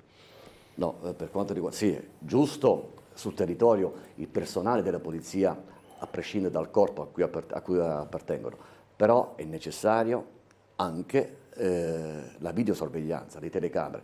Noi neanche immaginiamo quanti casi sono stati risolti grazie alla videosorveglianza. Il personale, certo, il pattugliamento per strada è un deterrente, ma la telecamera molto spesso vede e sente quello che gli agenti non riescono né a vedere né a sentire. Quindi ben venga appunto l'installazione di telecamere che hanno risolto tantissimi casi, quindi poi c'è chi è contro le telecamere ovviamente, ma io personalmente, come tanti altri, la stragrande maggioranza, chi non ha nulla da nascondere non teme né telecamere né videosorveglianze né niente. Allora, prossima telefonata, buongiorno. Sono in linea? Prego. Buongiorno, un saluto alla redazione, a gentili ospiti e tutti i telespettatori di Tele4. Ecco, io volevo un po' portare un apporto su quello che è stato detto delle telecamere dei vigili, che diciamo sono tutti i dati pubblici che li si trovano sui portali della Comunità Europea, di conseguenza non fate la fatica di contraddirmi, perché così sta scritto, così ripeto, d'accordo? Sì. Allora, nell'ambito del MES, PN, IRN, quelle parole là, trovo sempre antipatiche nel ripeterle, sì. Questi soldi arrivano da lontano. Questi soldi che arrivano da lontano sono dei soldi, diciamo, che l'Europa ha stanziato con determinati, diciamo, obiettivi. Il primo obiettivo che la Comunità Europea ha imposto l'Italia è quello di primo obiettivo, non secondo, il primo è quello di riempire le città di telecamere da tutte le parti, ma non è una questione di sicurezza, perché voglio ricordare che secondo le statistiche Istat il 70% degli italiani sono funzionalmente analfabeti, di conseguenza certe sofisticatezze non li possono capire. Perché vogliono riempire le città? Per evitare i motti popolari per la prossima tornata butad di politiche economiche europee, che se le cose non verranno cambiate con le elezioni europee, cioè se alle elezioni europee verranno eletti i soliti noti, ci sarà un grosso attentato, ripeto, un grosso attentato alla proprietà privata, mascherato col discorso dell'ecologia. Ecco, vadi sì, per la sicurezza, però non facciamoci illusioni se questi soldi vengono presi dall'Europa. Grazie, buongiorno. Grazie per la sua chiamata, prego Rescinio. Sì, le direttive europee diciamo, promuovono la videosorveglianza, quindi ci sono anche dei fondi stanziati per quanto riguarda le telecamere e altri strumenti di innovazione tecnologica. Poi per quanto riguarda le elezioni, parlava il signore, ci sarà un attentato, non ho ben capito a cosa si riferisse, però le prossime europee determineranno una nuova politica europea. Parlava dei soliti noti, spero che ci siano meno possibili o nessuno, però alla fine ci sarà un punto di svolta, un cambiamento credo anche radicale. Io spero, generalmente sono un uomo di destra e spero che naturalmente trionfi destra, centrodestra, come ha trionfato in Italia per le ultime elezioni politiche. Allora, abbiamo ancora una telefonata, la sentiamo. Pronto, buongiorno. Buongiorno lei, buongiorno Risigno. Buongiorno. Lei è militare e mi piace parlare con lei perché oggi è una giornata per me un po' triste, perché... Sì, buongiorno, sono Luisa. Signora, abbiamo sentito tutto. Vada avanti. Sì, allora, oggi è una giornata triste per me, no? Perché oggi è il giorno 13 gennaio. 13 gennaio è il compleanno di mio papà che è morto da Dachau nel 44, 16 aprile del 44. Ecco, oggi porterò un fiorellino alla Risiera perché lui è passato anche di là. Mio papà era nella Resistenza, ho ricevuto anche la medaglia d'onore e gli porterò un fiore. Però questo volevo chiedergli, ma perché tutti là con questi poveri ebrei? Sono stati attaccati, li ha ammazzati 200-300 persone quando era quell'attentato in Israele e che sembra di avere anche ragione a questi palestinesi. Mi volessi la pace, veramente la pace è preziosa, però non arrivo a capire che li lasci vivere quella povera gente che ha avuto abbastanza nella vita e sono stati sterminati milioni, perché non li lascia un po' in pace? Ecco, questo mi domando, lei che sei militare, che mi saprà anche un po' spiegare come che è questo. Grazie mille. Grazie, buongiorno. Prego, Risigno. Chiaramente questo è un tema delicato, tutti noi vogliamo la pace. L'unica soluzione in quella zona, in quel territorio, è la creazione, secondo me, di due stati, uno stato palestinese e lo stato di Israele, entrambi ovviamente indipendenti. Per quanto riguarda la persecuzione degli ebrei, è storica, da 2000 anni a questa parte, sappiamo tutti il Novecento cosa ci ha portato, adesso è stato compiuto un attentato, un massacro a danno degli israeliani il sabato 7 ottobre di quest'anno, dell'anno scorso. Sono morte, uccise, massacrate anche bambini, anziani, donne, cioè persone indifese. Era necessario per l'equilibrio di quell'area. Chi ha compiuto questo atto così ignobile, nella sua ignoranza, ha previsto che a questa azione sarebbe corrisposta una reazione? Ha reagito bene Israele? Una reazione ci voleva, però è necessario quindi smantellare tutte queste organizzazioni terroristiche che non vogliono, mi pare, la pace in quell'area neanche nel mondo. Io ricordo che quando Israele fu attaccata nel 1967 da 3 stati contemporaneamente, ha avuto la forza e l'abilità di sconfiggere quei 3 stati che volevano fare la guerra con Israele li ha massacrati. Però è anche vero che Israele è l'unica democrazia moderna, libera, civile, il resto sono dittature, parliamoci chiaro, sono ancora molte cose ferme al Medioevo, tante cose che hanno, tanti strumenti scientifici, tecnologici, armi, tutte materiali che provengono dall'Occidente ma anche dall'Israele, perché purtroppo non vi è l'evoluzione mentale per crearsi qualcosa da solo. Tutti questi stati intorno ad Israele purtroppo dipendono dal mondo. Loro non riescono a reggersi da soli, a parte il petrolio ovviamente. Poi, ripeto, l'unica salvezza è quella l'unica necessità è quella di creare 2 stati indipendenti.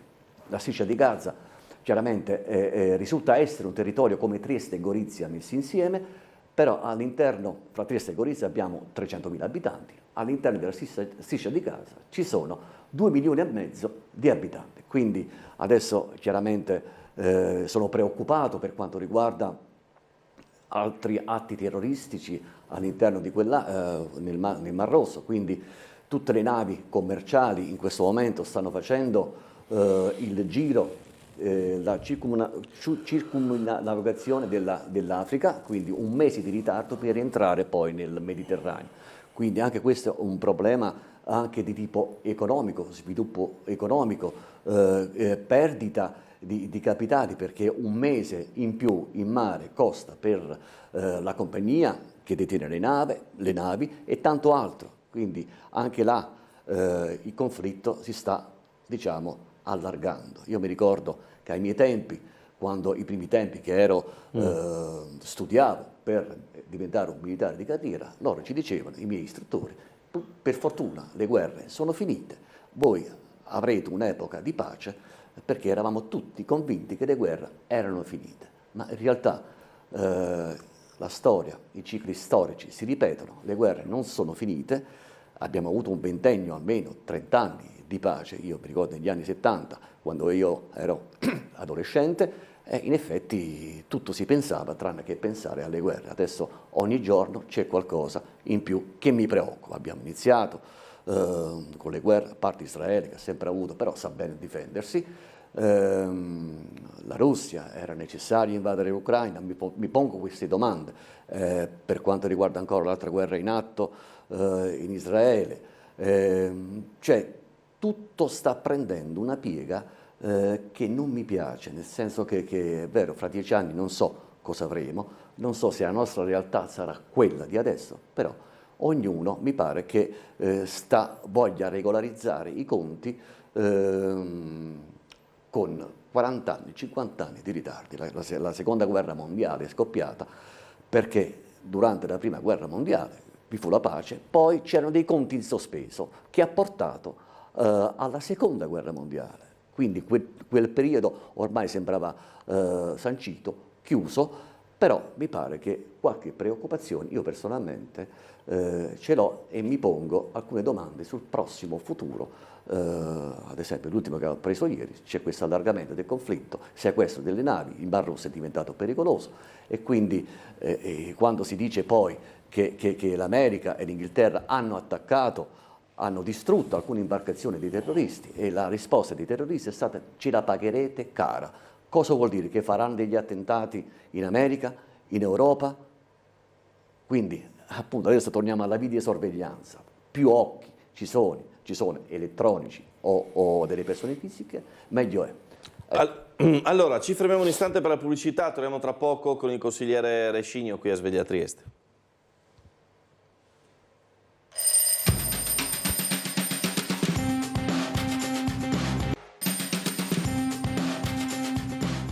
Bentrovati a Sveglia Trieste, con noi Vincenzo Rescigno. C'è una domanda di Barbara che gli chiede: vorrei chiedere gentilmente al consigliere se può ripetere quanto detto l'ultima volta che è stato ospite a Tele4 per quanto riguarda i diritti dei malati di tumore guariti. Allora, sì, mi ricordo, si chiama, questa qui si riferisce alla signora, oblio dei malati oncologici. Io, sì, per essere più dettagliato, visto che chiede di ripetere quanto avevo detto l'altra volta, cercherò di essere più nei dettagli. Ecco qua il testo, la sintesi del testo parlamentare. Si chiama diritto all'oblio oncologico, approvato all'unanimità anche dal Senato, le nuove norme a tutela dei guariti. Il provvedimento ora è legge, porta la data, questo testo, del 5 dicembre, quindi credo che il giorno prima sia stato approvato, è diventato legge, e in sintesi, le ripeto, che il provvedimento intende far fronte al fenomeno ricorrente per casi per cui, nonostante l'avvenuta guarigione clinica, una consistente parte di persone guarite dai tumori sperimentano discriminazioni nell'esercizio dei propri diritti, in particolare con riferimento all'accesso a servizi finanziari, bancari e assicurativi, promuovendo, ai sensi dell'articolo 3 della Costituzione, gli ostacoli che limitano l'uguaglianza di questi soggetti, la cui aspettativa di vita è aumentata, inclusa la limitazione all'accesso alle procedure di adozioni per ai minori. Quindi non fa altro che tutelare le persone che siano guarite da malattie brutte come ad esempio il tumore. Quindi ovviamente non erano limitati fino a un certo punto, perché alla fine se io voglio farmi un'assicurazione, voglio adottare un bambino, se ho avuto un male che non mi permette di garantire una vita abbastanza lunga da poter provvedere nell'estinguere i debiti oppure provvedere a un minore che ho adottato, adesso questo vincolo non c'è più, nel senso si può anche non dichiarare dopo 10 anni che non vi sono state più recidive. Però 10 anni è il limite massimo, ci sono altre date ancora inferiori che possono ecco, questo l'ho tratto da un documento di un decreto della Presidente Meloni, è un decreto del mese di luglio, che oltre a questo c'era anche la novità delle dipendenze. Per quanto la lotta alle dipendenze, l'8 per 1000 può essere versato anche allo Stato per direzionarlo a nuove strutture e a nuove capacità per il recupero delle dipendenze, ma tante altre cose erano contenute all'interno di questo decreto, tra cui quello della tutela per i guariti da tumore. Allora, abbiamo ancora una telefonata, la sentiamo. Pronto? Buongiorno. Sì, pronto. Mi sentite? Prego. Sì. Allora, io volevo intervenire sul discorso appena fatto da consigliere Del Signo e dare una risposta anche alla signora che ha introdotto prima inerente a quello che succede in Palestina. Sarò brevissimo, lo prometto. Allora, queste sono tutte fonti che vengono dalla stampa israeliana, Daily Israel, Israel Post, eccetera, eccetera, no? Di conseguenza non sono, diciamo, giornali contro, passatemi il termine, diciamo, al governo israeliano, no? Diciamo, però, siccome in Israele la libertà di stampa funziona, allora hanno tirato fuori che innanzitutto quello che è successo con il famoso attentato di Hamas, c'è stato un accordo tra il capo del governo Netanyahu, che voglio ricordare che è un governo corrotto, e la frangia all'interno di Hamas degli Talaniti, che sono delle parti parte, diciamo, all'interno di Hamas, no? Tutti quei modi che sono stati fatti, diciamo, che si imputano, dati, diciamo, la colpa ad Hamas, nella realtà dei fatti il governo israeliano ha dato ordine all'esercito israeliano, cioè un ordine governativo all'esercito, di applicare il protocollo Annibale. Il protocollo Annibale non è nient'altro che Annibale, per non cadere nelle mani romane, lui si è suicidato. Allora, tradotto, loro hanno sparato, e come si dice in meridione, chi coio coio. E c'è un'ampia letteratura e un'ampia testimonianza che la maggior parte dei morti, diciamo, israeliani sugli attentati di Hamas sono stati fatti proprio dalle stesse armi israeliane. Secondo,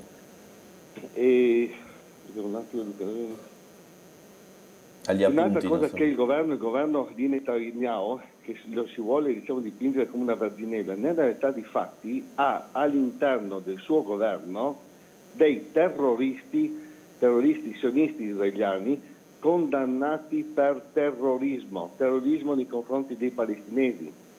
Il capo del governo Netanyahu ha fatto più volte dichiarazioni stampa, basta andarsene a cercare, andarsene a leggere, che uno degli obiettivi di Israele è quello di beccarsi i territori dei palestinesi, gli ultimi territori palestinesi di Gaza, perché lì, in quei territori ci sarà il famoso canale Ben Gurion, che dovrebbe essere un concorrente del canale di Suez. Attualmente l'Italia sta comprando da Israele il petrolio e gas rubato ai palestinesi. Di conseguenza, quando la mattina ci facciamo il caffè, parte di quel gas che noi ci serve il caffè è rubato ai palestinesi. Allora, se poi andiamo a vedere che ultimamente, parlo dell'ultimo mese, il governo di Israele è stato condannato per 3 volte, ripeto, ultime 3 volte da parte dell'ONU per crimini di guerra, mancanza tutele dei minori e soprattutto perché è crudeltà nei confronti dei minori, perché nelle carceri sommarie ha una marea e mezza di bambini. Ecco, allora che si dice a proposito? Grazie, buongiorno. Grazie della sua chiamata. Sì, non è facile rispondere perché alla fine il Signore non è che fa il tifo per i palestinesi o per gli israeliani, ha cercato di essere obiettivo, ma mi pare che vuol criminalizzare un po' di più Israele. Ma questi sono giudizi obiettivi, opinioni soggettive, quindi non intendo criticare. Però una cosa certa, vi è stato l'attentato per quanto riguarda il famoso massacro degli israeliani indifesi. Poi i vari motivi, lei ha elencato una serie di motivi. Uno dei motivi è quello che Hamas, ad esempio, non voleva l'avvicinamento fra Israele ed Arabia Saudita.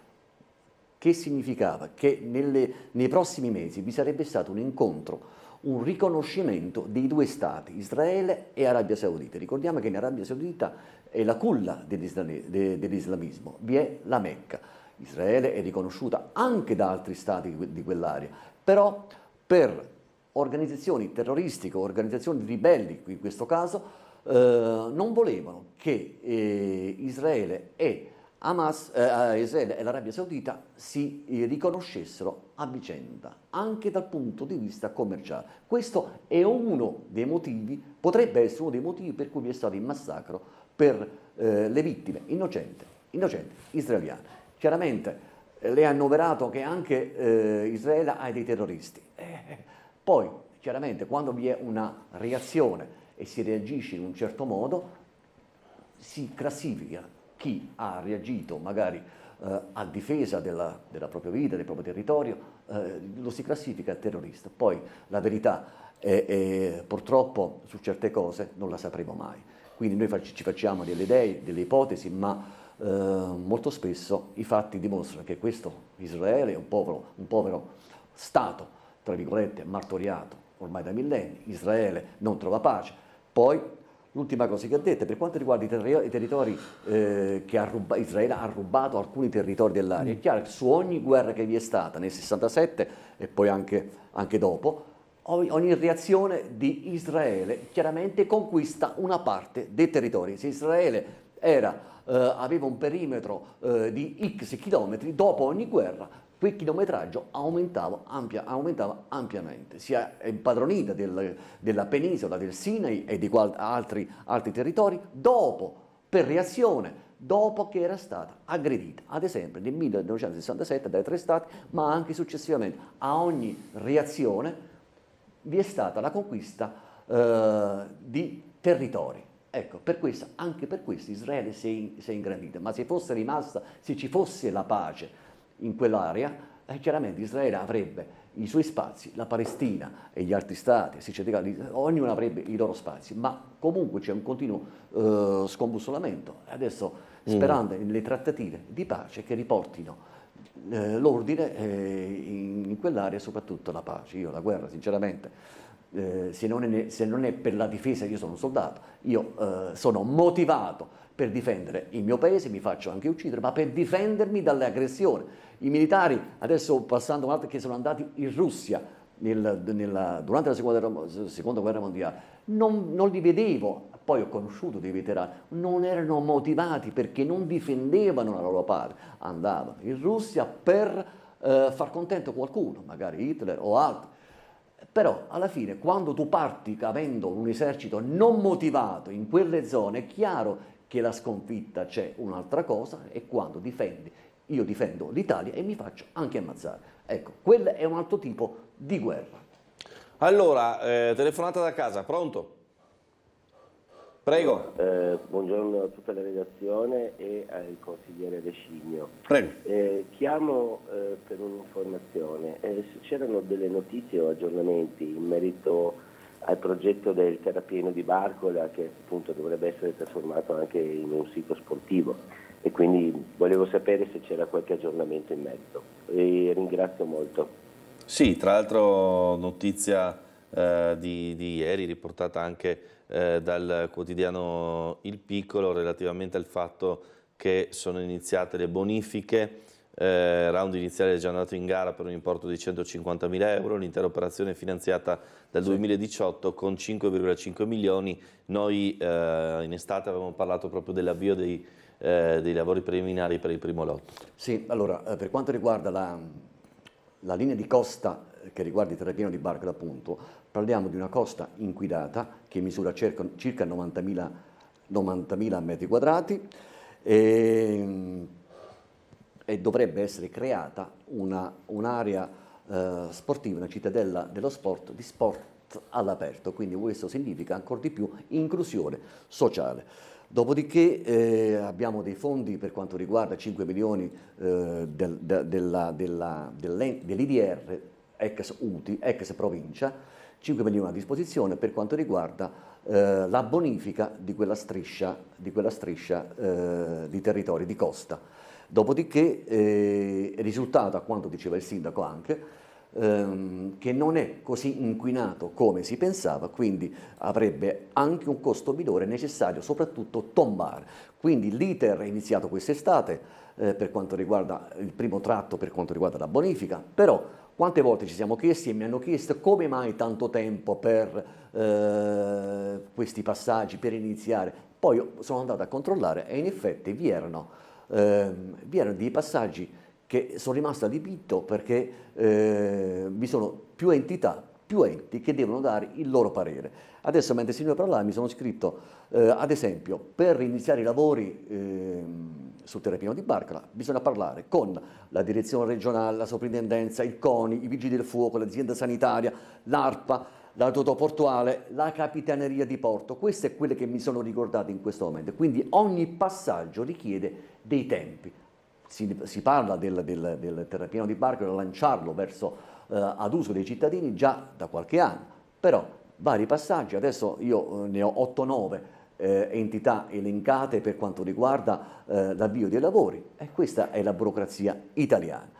Ecco, però diciamo, come diceva adesso il nostro anchorman, la prima fase della... Sì, vediamo anche i rendering, no, di quello che probabilmente verrà... Dei lavori inizierà a breve, vi è stata la gara verso settembre-ottobre, se non vado errato, per iniziare i lavori. Siamo addirittura, credo, di arrivi. Poi c'è anche, come si chiama, Bialocchi, dove un'altra cittadella dello sport, che si incastra bene fra il campo sportivo che c'è e la piscina bianca, quindi inizieremo ad usufruire anche di quella struttura. Ormai siamo agli sgoccioli, che è sarà gestita poi e è stata costruita dall'impresa Samer, che avrà una concessione di 30 anni e quindi anche là un ulteriore spazio, ulteriore inclusione sociale per i cittadini. Quindi ecco, quindi per collegarla al terrapieno, cittadella dello sport, collego anche Bialocchi, che sarà un'altra cittadella dello sport che si incastra bene in quell'area. Telefonata, pronto, buongiorno. Prego.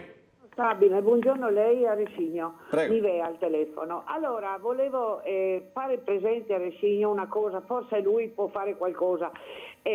Sono andata a fare una passeggiata sotto le feste di Natale nel parco della Rimembranza, anzi invito anche a Tele4 a fare un servizio, perché partendo dalla chiesa dei Frati di Montuzza, dove servono i pasti, c'è un disastro, ci sono residui di cibo, piatti compostabili, salviette, dappertutto. Andando su verso la fontana, come dice spesso il Claudio Visintin, bisognerebbe rifare quella alabarda, perché veramente neanche non si vede che è una alabarda, ci sono degli scalini divelti, tutto il parco, i tozzetti che escono fuori dal proprio sito, pietre con le scritte dei nostri soldati proprio divelte, non si vedono neanche le scritte, sono sottosopra,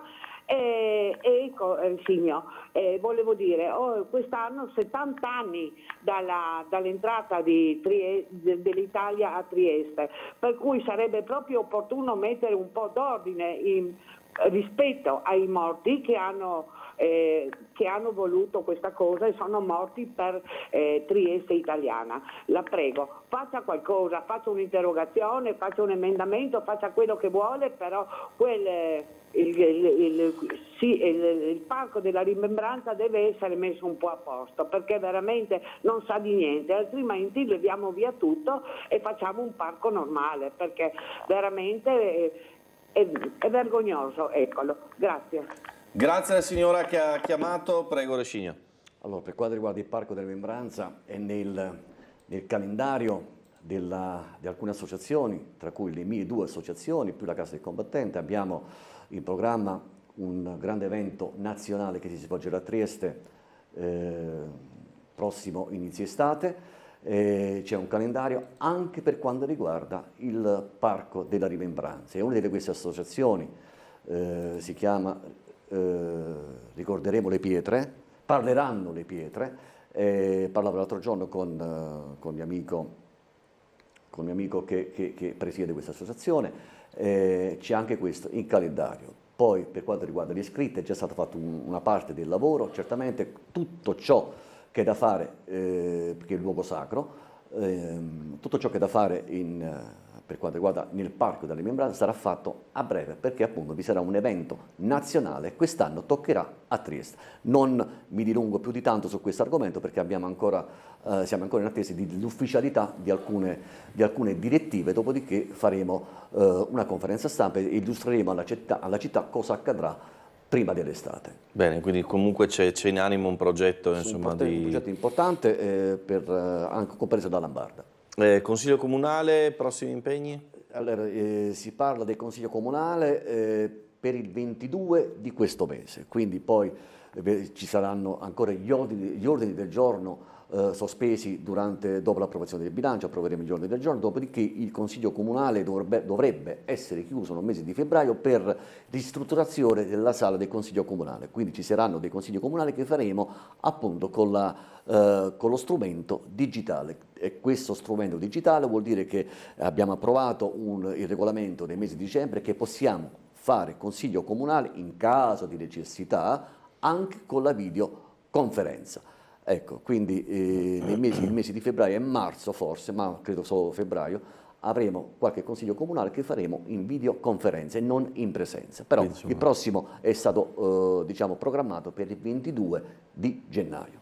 Bene, bene. Allora io ringrazio Vincenzo Rescigno per essere stato con noi. Grazie a voi, alla prossima occasione. E vi do appuntamento a tra pochissimo con il prossimo ospite di Sveglia Trieste, ricordandovi che questa sera alle ore 21 andrà in onda il derby fra Apudine e Pallacanestro Trieste. Tra poco sarà con noi Michela Novel, presidente della 5ª circoscrizione, rappresentante di Adesso Trieste. A tra poco.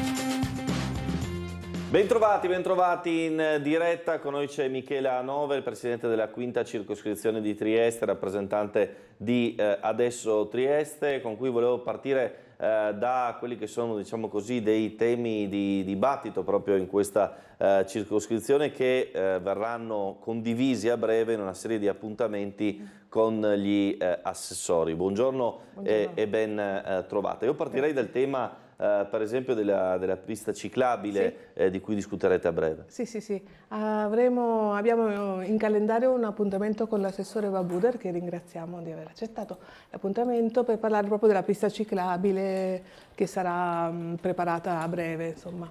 E per noi è un argomento molto importante, c'è stata anche una mozione approvata, anche perché ci sono stati incidenti in Viale D'Annunzio, purtroppo anche mortali, e quindi abbiamo proposto delle mozioni, anche più di una, proprio per risolvere il problema. Noi come adesso Trieste, come progressisti, proponevamo anche il limite di 30 km orari, che però non è passato, abbiamo votato, insomma questo non è passato, ma è passato il potenziamento delle strisce pedonali, che è una cosa certo importante, e migliorare la visibilità, perché abbiamo un problema con gli alberi e l'illuminazione, quindi le strisce e tutta la via, tutto il viale è poco visibile.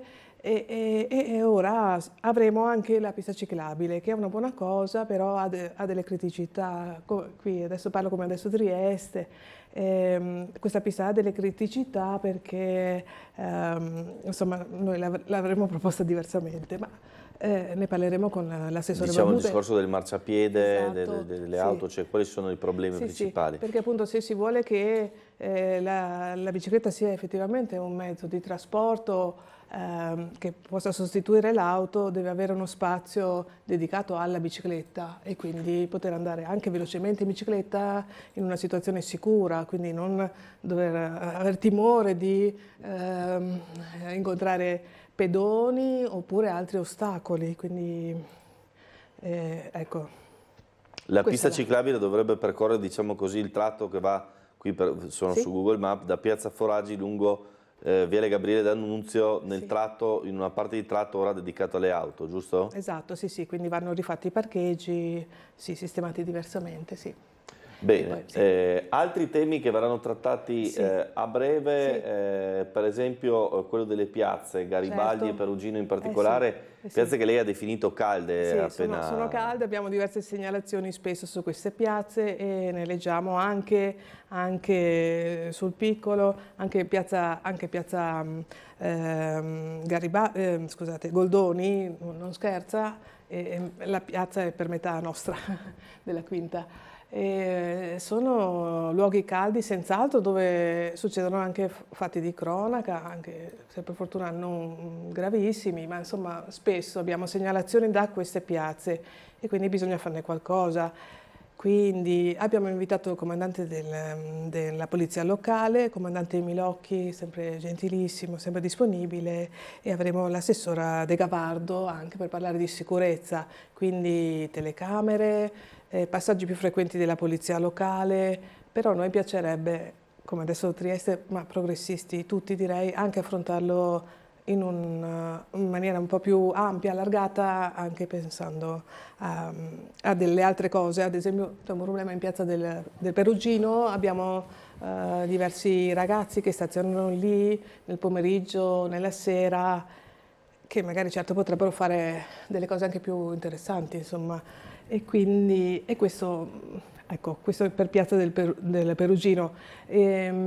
Piazza Garibaldi i problemi forse sono ancora diversi, ma ci piacerebbe appunto affrontarli in maniera allargata, sia con i gestori dei locali che si trovano in queste piazze, sia con le persone che hanno i negozi e anche con le comunità straniere che gravitano nella quinta circoscrizione, in Barriera soprattutto. La quinta circoscrizione è la circoscrizione che ha la più alta percentuale di stranieri o di persone di origine straniera residenti a Trieste, e noi siamo convinti che per fare reale integrazione bisognerebbe lavorare su più fronti, quindi certo la scuola anche va aiutata, ma anche lavorare con le associazioni degli stranieri del territorio che spesso ci chiedono spazi. Ad esempio la comunità kosovara ci ha chiesto più volte uno spazio dove fare attività culturale, magari lì, so che adesso la scuola la fanno in Campi Elisi, la scuola di albanese, però è molto lontana rispetto alla quinta circoscrizione, e quindi noi chiediamo degli spazi per queste comunità per poter lavorare con loro, ossia appunto realizzare un'integrazione reale, e poi potrebbero essere delle attività culturali anche molto interessanti per i residenti, insomma, sì, divertenti anche, no? È uscito una cosa da parte di tutti i consiglieri di circoscrizione, o meglio di tanti consiglieri di entrambi gli schieramenti, l'idea di fare delle feste, delle danze, no? Sarebbe bellissimo fare danze in piazza Garibaldi, e quindi speriamo di poter realizzare cose di questo tipo. Già quest'estate abbiamo fatto un evento in piazza del Perugino che è andato molto molto bene, quindi è possibile fare cose belle, ecco. Allora, telefonata da casa, sentiamola. Buongiorno a lei, suo ospite. Prego. Volevo proporre all'ospite, dato che si occupa della pista ciclabile, degli incidenti, eccetera, di proporre al Consiglio Comunale di inserire davanti ad ogni striscia pedonale, invece di mettere dei posteggi per auto, di mettere 2, 3 e anche 4 invece posteggi per motocicli, in modo da rendere molto più visibile chi occupa le strisce, chi sta per attraversare, perché oggi come oggi ci possono essere dei furgoni eccetera, non si vede la persona che sta per attraversare e poi succedono gli incidenti. Basterebbe spostare questi posteggi che rendono più visibile l'area e quindi tutto si ridurrebbe veramente a una sicurezza molto maggiore. Grazie e buongiorno. Grazie della chiamata, prego, se vuoi rispondere. Sì, mi pare una cosa saggia, certo, potrebbe andare incontro al problema della visibilità, mi pare, sì, saggio, grazie. Lei diceva però, diciamo, di un confronto per esempio su Piazza Garibaldi, Sì. ora dando un'occhiata così a mente alla piazza, sostanzialmente farmacia a parte, Sì. tutti gli esercizi commerciali sono in mano a stranieri, non italiani, cioè lei dice instaurò un rapporto, ma c'è questo rapporto? Sì, perché c'è. Io insegno alla Fonda Savio Manzoni che è lì in via Pascoli e noi abbiamo un'altissima percentuale di stranieri, più del 50%, quindi conosciamo i genitori, quindi io proprio conosco personalmente, non so, penso a dei genitori cinesi in particolare, ma anche rumeni, quindi quello non è un problema, ecco. Poi spesso abbiamo appunto casi di collaborazione effettiva, quindi quello non sarà un problema. Ok, altri temi che verranno insomma affrontati nei prossimi appuntamenti, so che lei ha anche uno scadenziario, diciamo così, delle visite degli assessori in circoscrizione. Detto, un altro tema caldo è quello dell'Ex Pavan. L'Ex Pavan, dunque avremo l'audizione con l'assessora Lodi, che ringraziamo, per vedere il progetto dell'Ex Pavan. Esiste un comitato di cittadini di San Giacomo che chiede varie cose, ma anche che l'Ex Pavan, quello spazio, rimanga pubblico perché è utilizzato, si fanno diverse attività d'estate, ma anche quella bella stagione, insomma, anche da maggio, da aprile a ottobre. Si fanno attività culturali, teatro, anche la circoscrizione ha proposto delle cose, conferenze, presentazioni di libri e poi lo spazio, il giardino è utilizzato dalla scuola che sta di fronte, la scuola l'Istituto Comprensivo Sloveno di San Giacomo. Quindi noi abbiamo chiesto più volte che lo spazio appunto rimanga fruibile al pubblico. Noi come adesso Trieste, come progressisti, e abbiamo avuto in audizione anche il comitato di San Giacomo, dei cittadini di San Giacomo. E poi avremo anche l'EDR, la direttrice dell'EDR. EDR è l'ente che si occupa della ristrutturazione, della gestione degli edifici scolastici, è un ente regionale degli edifici scolastici delle scuole superiori. Ci interessa in particolare sapere il futuro dell'ex piscina del Da Vinci, perché è un altro tema di cui ci siamo occupati. La scuola Da Vinci ha questa piscina che era in funzione fino a 20 anni fa o poco più, e la dirigente vorrebbe che se ne facesse uno spazio per le assemblee dei ragazzi e i collegi degli insegnanti. Alcuni cittadini invece vorrebbero che ritornasse ad essere piscina, quindi questo è un tema nel quale ha lavorato anche l'università, il Dipartimento di Urbanistica, scusate, di Architettura. E abbiamo fatto anche un'assemblea pubblica su questo al Museo Revoltella. Sono stati intervistati, raccolti questionari da parte degli studenti, ma anche di cittadini, era una cosa aperta. E quindi vorremmo appunto avere i dati raccolti da questi questionari e capire un po' quali sono le intenzioni del comune, delle DR certo, ma poi vedere anche il comune cosa intende fare. E poi anche chiederemo alle DR la situazione del Petrarca, che è una scuola che gravita sulla 5ª circoscrizione, ma adesso è ospitata almeno in parte in via Tigor. E quindi che è un po' scomodo, anche se vista mare è stupenda, però è un po' scomodo per per gli studenti, gli insegnanti, e quindi vorremmo capire a che punto stanno i lavori di ristrutturazione di Largo Sonnino, dell'edificio, la succursale del Petrarca di Largo Sonnino. E noi qui da circoscrizione abbiamo diverse scuole superiori che gravitano, no? Le scuole L'Oberdan, Petrarca e poi le scuole professionali, l'ENAIP, Loyal. Sì. Allora c'è una telefonata, la sentiamo. Pronto, buongiorno. Marco, buongiorno. Prego. La senti, volevo ringraziarlo, l'assessore che ha tirato via quella delle scovate davanti al primo gruppo di via Puccini, e adesso tutti quelli di via Puccini va al secondo gruppo delle case che decide di 30 famiglie nel secondo lotto, così ha 260 famiglie davanti al portone che buttano le scovate. Quel signore che ha cambiato i cassonetti, che ha tirato via del primo lotto per mettere nel secondo, non sa quante macchine che va su per via Mascagni che passa davanti al secondo lotto di via Puccini. Il camion che porta la merce a destra che passa di là, più le 2 linee di bus che passa davanti al numero 8. E non bastato qua, era raddoppiato il numero di appartamenti, vabbè, che porta scovata davanti al secondo lotto di via Puccini. È proprio una persona molto intelligente. È un casino davanti, vabbè, roba dei matti, perché sono raddoppiati gli inquilini. Va bene, guardi. Domani che succederà qualcosa, vedremo. Segnaleremo perché onestamente non Doveva avevo... stare come era prima, metà da una parte, almeno i cassonetti, e metà dall'altra, che era già meno intrigo per il secondo gruppo di via Puccini. Persone intelligenti. Grazie Marco. Grazie. Insomma, il problema delle isole ecologiche che penso insomma riguarda anche il vostro rione. Certo, sì, abbiamo dei problemi, sì, mi viene in mente via Donadoni, lì abbiamo un problema frequente, ma insomma anche questo si può risolvere, possiamo fare delle proposte, sentire la CEGAS, poi sentire anche la polizia locale, se è possibile spostare i parcheggi, sì, si può, quindi sempre è utile scrivere alle circoscrizioni, ci arriva tutto nel suo mail, ci arriva tutto e se non è di nostra pertinenza giriamo alla circoscrizione di pertinenza, quindi abbiamo dei segretari, delle segretarie molto brave, molto efficienti, quindi segnalate. Ecco, poi a livello risolutivo però si riescono ad ottenere risultati? Sì, contattiamo chi di dovere, anche gli uffici del comune rispondono subito, quindi sì, qualcosa si può fare, sì.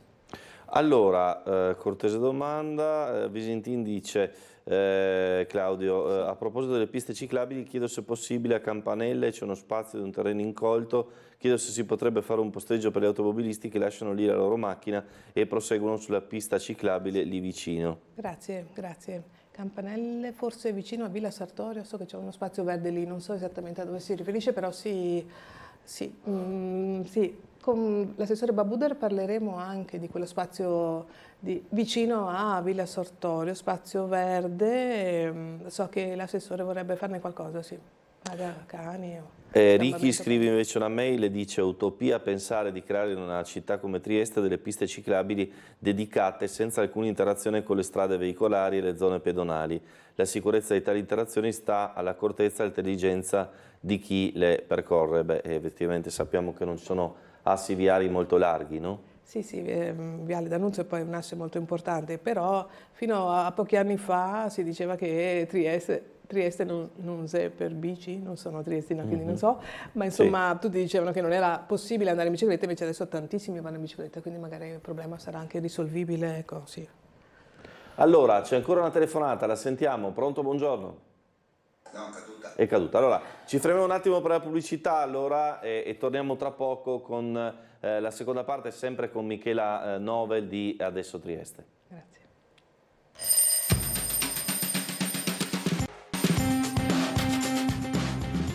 Allora, bentrovati ancora a Sveglia Trieste con Michela Novel, ho sbagliato prima l'accento, di Adesso Trieste, presidente della quinta circoscrizione. Abbiamo parlato di diversi temi che avrete come oggetto di confronto con gli assessori comunali, un altro è quello del verde. quali sono i problemi, le segnalazioni nella quinta? Sì, abbiamo anche cittadini che ci chiedono o ci segnalano problemi con i cani, nel senso che ci piacerebbe avere degli spazi dedicati, no? Delle aree cani. Ci sono state delle raccolte di firme per il Giardino Basevi, ad esempio, e poi sappiamo di problemi sorti in altre aree, anche per Villa Sartorio, che ha un bellissimo parco. Anche lì ci hanno chiesto un'area cani. Sappiamo che l'assessore Babuder non è molto favorevole a una commistione tra appunto giardini pubblici e cani, e quindi preferirebbe appunto trovare altri spazi, dicevamo, di questo spazio vicino a Villa Sartorio. Quindi va bene, purché si faccia, insomma, quindi troviamo delle soluzioni. E quindi certo verde da curare maggiormente se si può, no? Questo sicuramente sono dei polmoni, ecco. E quindi so di segnalazione, ad esempio quando vengono tagliati gli alberi in Piazza Garibaldi, che fa un po' impressione la capitozzatura. È molto disponibile il dottor Panepinto del comune, quindi ci piacerebbe anche avere un incontro con lui, visto che tra l'altro la sede del Verde è proprio lì in Villa Sartorio, e la villa ha questo parco bellissimo con degli alberi molto importanti, quindi ci piacerebbe molto, sia a me che alla segretaria nostra che saluto adesso, fare un incontro su questo, sul verde, perché il verde fa bene, no? Avere del verde in città curato incide sull'umore, insomma, delle persone, quindi sì. Piacerebbe molto fare un lavoro di questo tipo. Poi si possono fare tanti lavori, non so, potrebbero essere proprio delle attività, so, del l'ITIS che è lì è in via Pascoli, l'ITIS è di rimpettaio rispetto alla scuola nostra. Loro hanno delle aiuole che mettono a disposizione per le scuole, fanno attività di giardinaggio, no? Sia con gli anziani che con i bambini. Anche quella è una bella attività che si potrebbe pensare anche in altri luoghi, è una cosa che fa bene a tutti. È uno strumento, no? come il libro, dicevamo. Certo. Lei mi diceva prima di questa iniziativa legata ai libri che metterete, diciamo così, in opera quest'estate. Ci racconta? Sì. Trieste avrà questo bellissimo evento tra fine agosto e primi di settembre, un evento internazionale, ed è l'incontro annuale di IB, un ponte di libri. IB è una bellissima idea nata dopo la Seconda Guerra Mondiale. Gli alleati hanno chiesto a una giornalista tedesca di origini ebraiche che si trovava rifugiata, cioè aveva cercato scampo in Inghilterra, chiedono a lei, che era una giornalista, le affidano un incarico, le chiedono cosa potrebbe fare, cosa si potrebbe fare per i bambini tedeschi, e a lei viene questa idea di costruire, di mettere in piedi una biblioteca, e chiede a tutti gli stati del mondo di mandare i migliori libri per la letteratura. I migliori libri di letteratura per l'infanzia. Tutti mandano i libri tranne il Belgio, che dice no, siamo stati invasi 2 volte, non mandiamo libri, e lei dice fatelo proprio per non essere invasi la 3ª volta, no? E quindi lei crede molto in questo, nei libri e nella cultura come appunto un ponte per conoscere altre culture e per risolvere i problemi diversamente rispetto che con le armi. E quindi nasce questa bellissima biblioteca di Monaco, che poi viene anche... I libri vengono poi trasportati in giro per la Germania, creando varie attività, quindi la biblioteca non solo fatta di libri ma anche di teatro e anche di altre attività, quindi un luogo di incontro, biblioteca come un luogo di incontro, e quindi a me piace moltissimo questa idea. Io sono anche responsabile della biblioteca della scuola di via Pascoli, e la biblioteca fa parte del circuito delle biblioteche diffuse, che è un'altra bellissima realtà che abbiamo qui a Trieste, quindi a mio parere deve essere potenziata questa rete, perché si possono fare molte cose, ecco. Bene, allora le faccio vedere anche il servizio realizzato ieri dal nostro Bernardo Gulotta su quello che è la variazione di bilancio del Comune di Trieste, che dà idea anche di una serie di fondi, di come verranno gestiti rispetto a diciamo così, un monte di denari che non sono stati spesi dal Comune nel 2023 e quindi verranno riutilizzati subito nel 2024, così ci porta magari anche su alcuni temi che toccano la circoscrizione. Benissimo, grazie. Circa 61 milioni di euro traslati dall'impegno di spesa del 2023 al 2024 grazie a una specifica delibera portata dall'assessore comunale al bilancio Everest Bertoli, permettendo così l'utilizzo immediato di questi fondi che erano stati stanziati per tutta una serie di progetti non avviati l'anno scorso.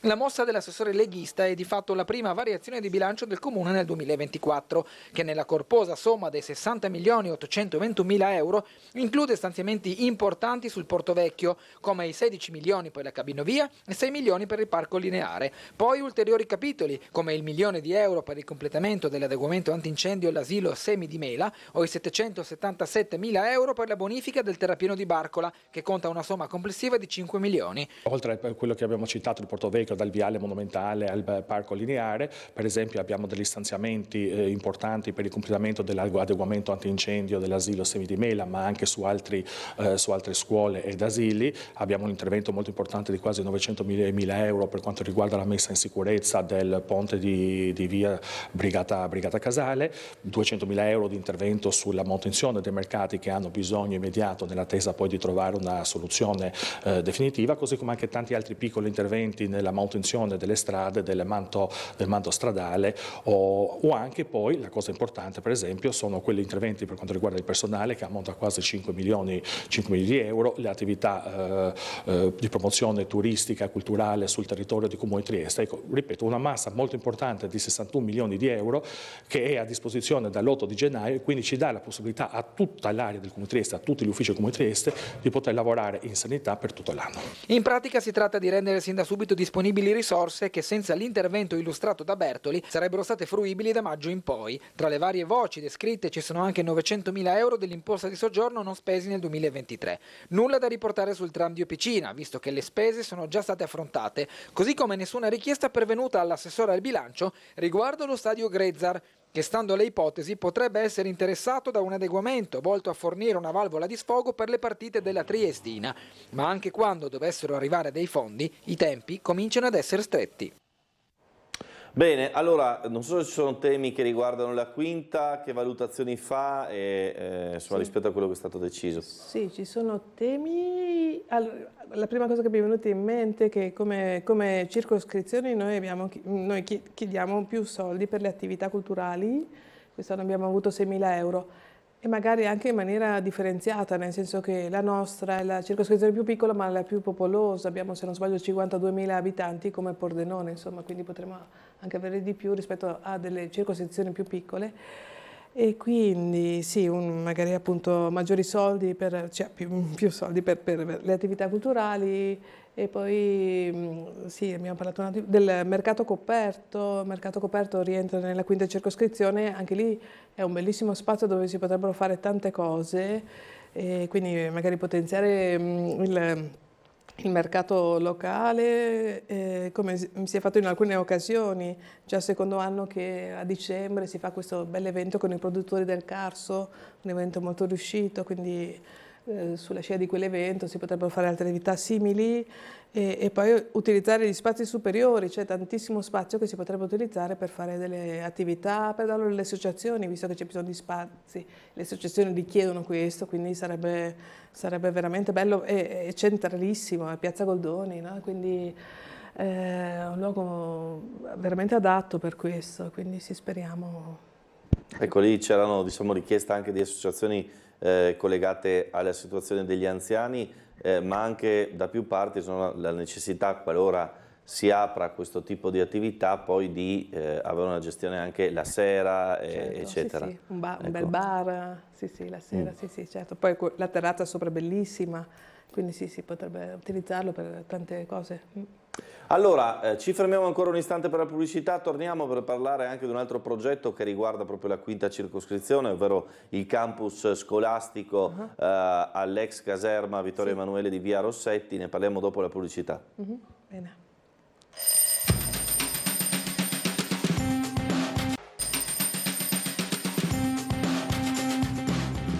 Bentrovati ancora con Michela Novelli, adesso Trieste, presidente della quinta circoscrizione. Volevo andare a vedere il servizio con la spiegazione dell'assessore regionale Roberti sugli stanziamenti aggiuntivi fatti per l'acquisto da Cassa Depositi e Prestiti della caserma di Via Rossetti con il progetto già noto di trasformazione in campus scolastico e universitario, dove troverebbero posto circa 7.000 studenti tra scuole superiori e Università di Trieste, ma anche case delle studente, palestre, spazi sportivi all'aperto. Andiamo a risentirlo e poi ne parliamo con la Presidente della Quinta. C'è stata anche un'altra iniziativa importantissima, che è quella sul campus di Via Rossetti, iniziativa di cui si parla da tanti anni ma che vedrà sicuramente la luce nei prossimi mesi. E la svolta chiave per passare dalle interlocuzioni con Cassa Depositi e Prestiti, titolare dell'ex caserma Vittorio Emanuele III, all'acquisto dell'intera struttura e l'avvio del progetto per il campus scolastico e universitario di Via Rossetti a Trieste. E l'intervento della Regione, anticipato dal capogruppo di Fratelli d'Italia Claudio Giacomelli dopo l'approvazione della finanziaria, oggi spiegato nei dettagli dall'assessore alle autonomie locali Pierpaolo Roberti. Abbiamo deciso, non riuscita quella trattativa con il Comune di Trieste che tentava di strapparlo a Cassa Depositi e Prestiti, di rimettere ulteriori risorse, quindi a quei 10 milioni già stanziati stanziamo ulteriori 5 milioni più altre risorse già in capo all'ente di decentramento regionale per completare l'acquisto, e in accordo con il Comune di Trieste ci sono già alcune risorse, i primi 5 milioni di euro per cominciare i primi interventi su quell'area che dovrà diventare un campus per gli studenti di Trieste con tutti i servizi condivisi. A Cassa Depositi e Prestiti andranno complessivamente così 17 milioni e mezzo di euro. I 5 milioni già accantonati serviranno a realizzare le opere di progettazione, sgombero, messa in sicurezza e i primi lavori sui manufatti, in prospettiva di 7.000 studenti che potrebbero prendere posto all'interno dei diversi plessi. Si prospetta anche un imponente lavoro di riprogettazione della viabilità in zona, che si estende per 9 ettari tra Via Rossetti, Via Mameli, Via Revoltella, Via d'Angeli, ora recintata per quasi 2 chilometri. A breve partiranno una serie di consultazioni con sistema scolastico e università per capire quali edifici e facoltà hanno le maggiori urgenze di cambiare sede. All'interno, oltre a palestre e spazi sportivi esterni, troveranno posto anche case dello studente per ospitare gli universitari fuori sede. Questo ci permetterà da una parte di rendere più efficiente l'offerta formativa per i ragazzi delle scuole superiori ma anche universitarie, perché dovrà esserci un coinvolgimento anche da parte dell'Università di Trieste e di Ardis in quel compendio, dall'altra anche di offrire un'offerta migliore a quegli studenti che a quel punto avranno strutture nuove, adeguate, non più instabili dove è difficile intervenire. Allora, questo è un po', diciamo così, il cuore del progetto che insomma finalmente ha gambe per poter partire, perché finalmente l'acquisizione da Cassa Depositi e Prestiti è fattibile sotto il profilo economico. Che valutazione fa, non solo da politico ma anche come insegnante, su questa decisione, su questo investimento che chiaramente traguarda a diversi anni, perché verrà presumibilmente costruito o ristrutturato a lotti, no? Perché è enorme. Sì.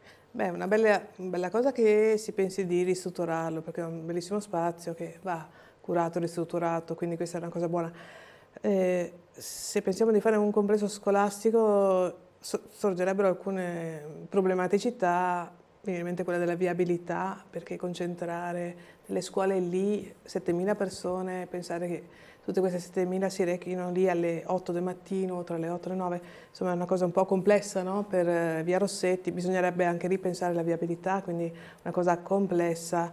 Come insegnante penso anche al problema del calo demografico, soprattutto se la cosa sarà fatta tra 10-15 anni, noi stiamo andando verso un calo demografico, quindi dobbiamo capire.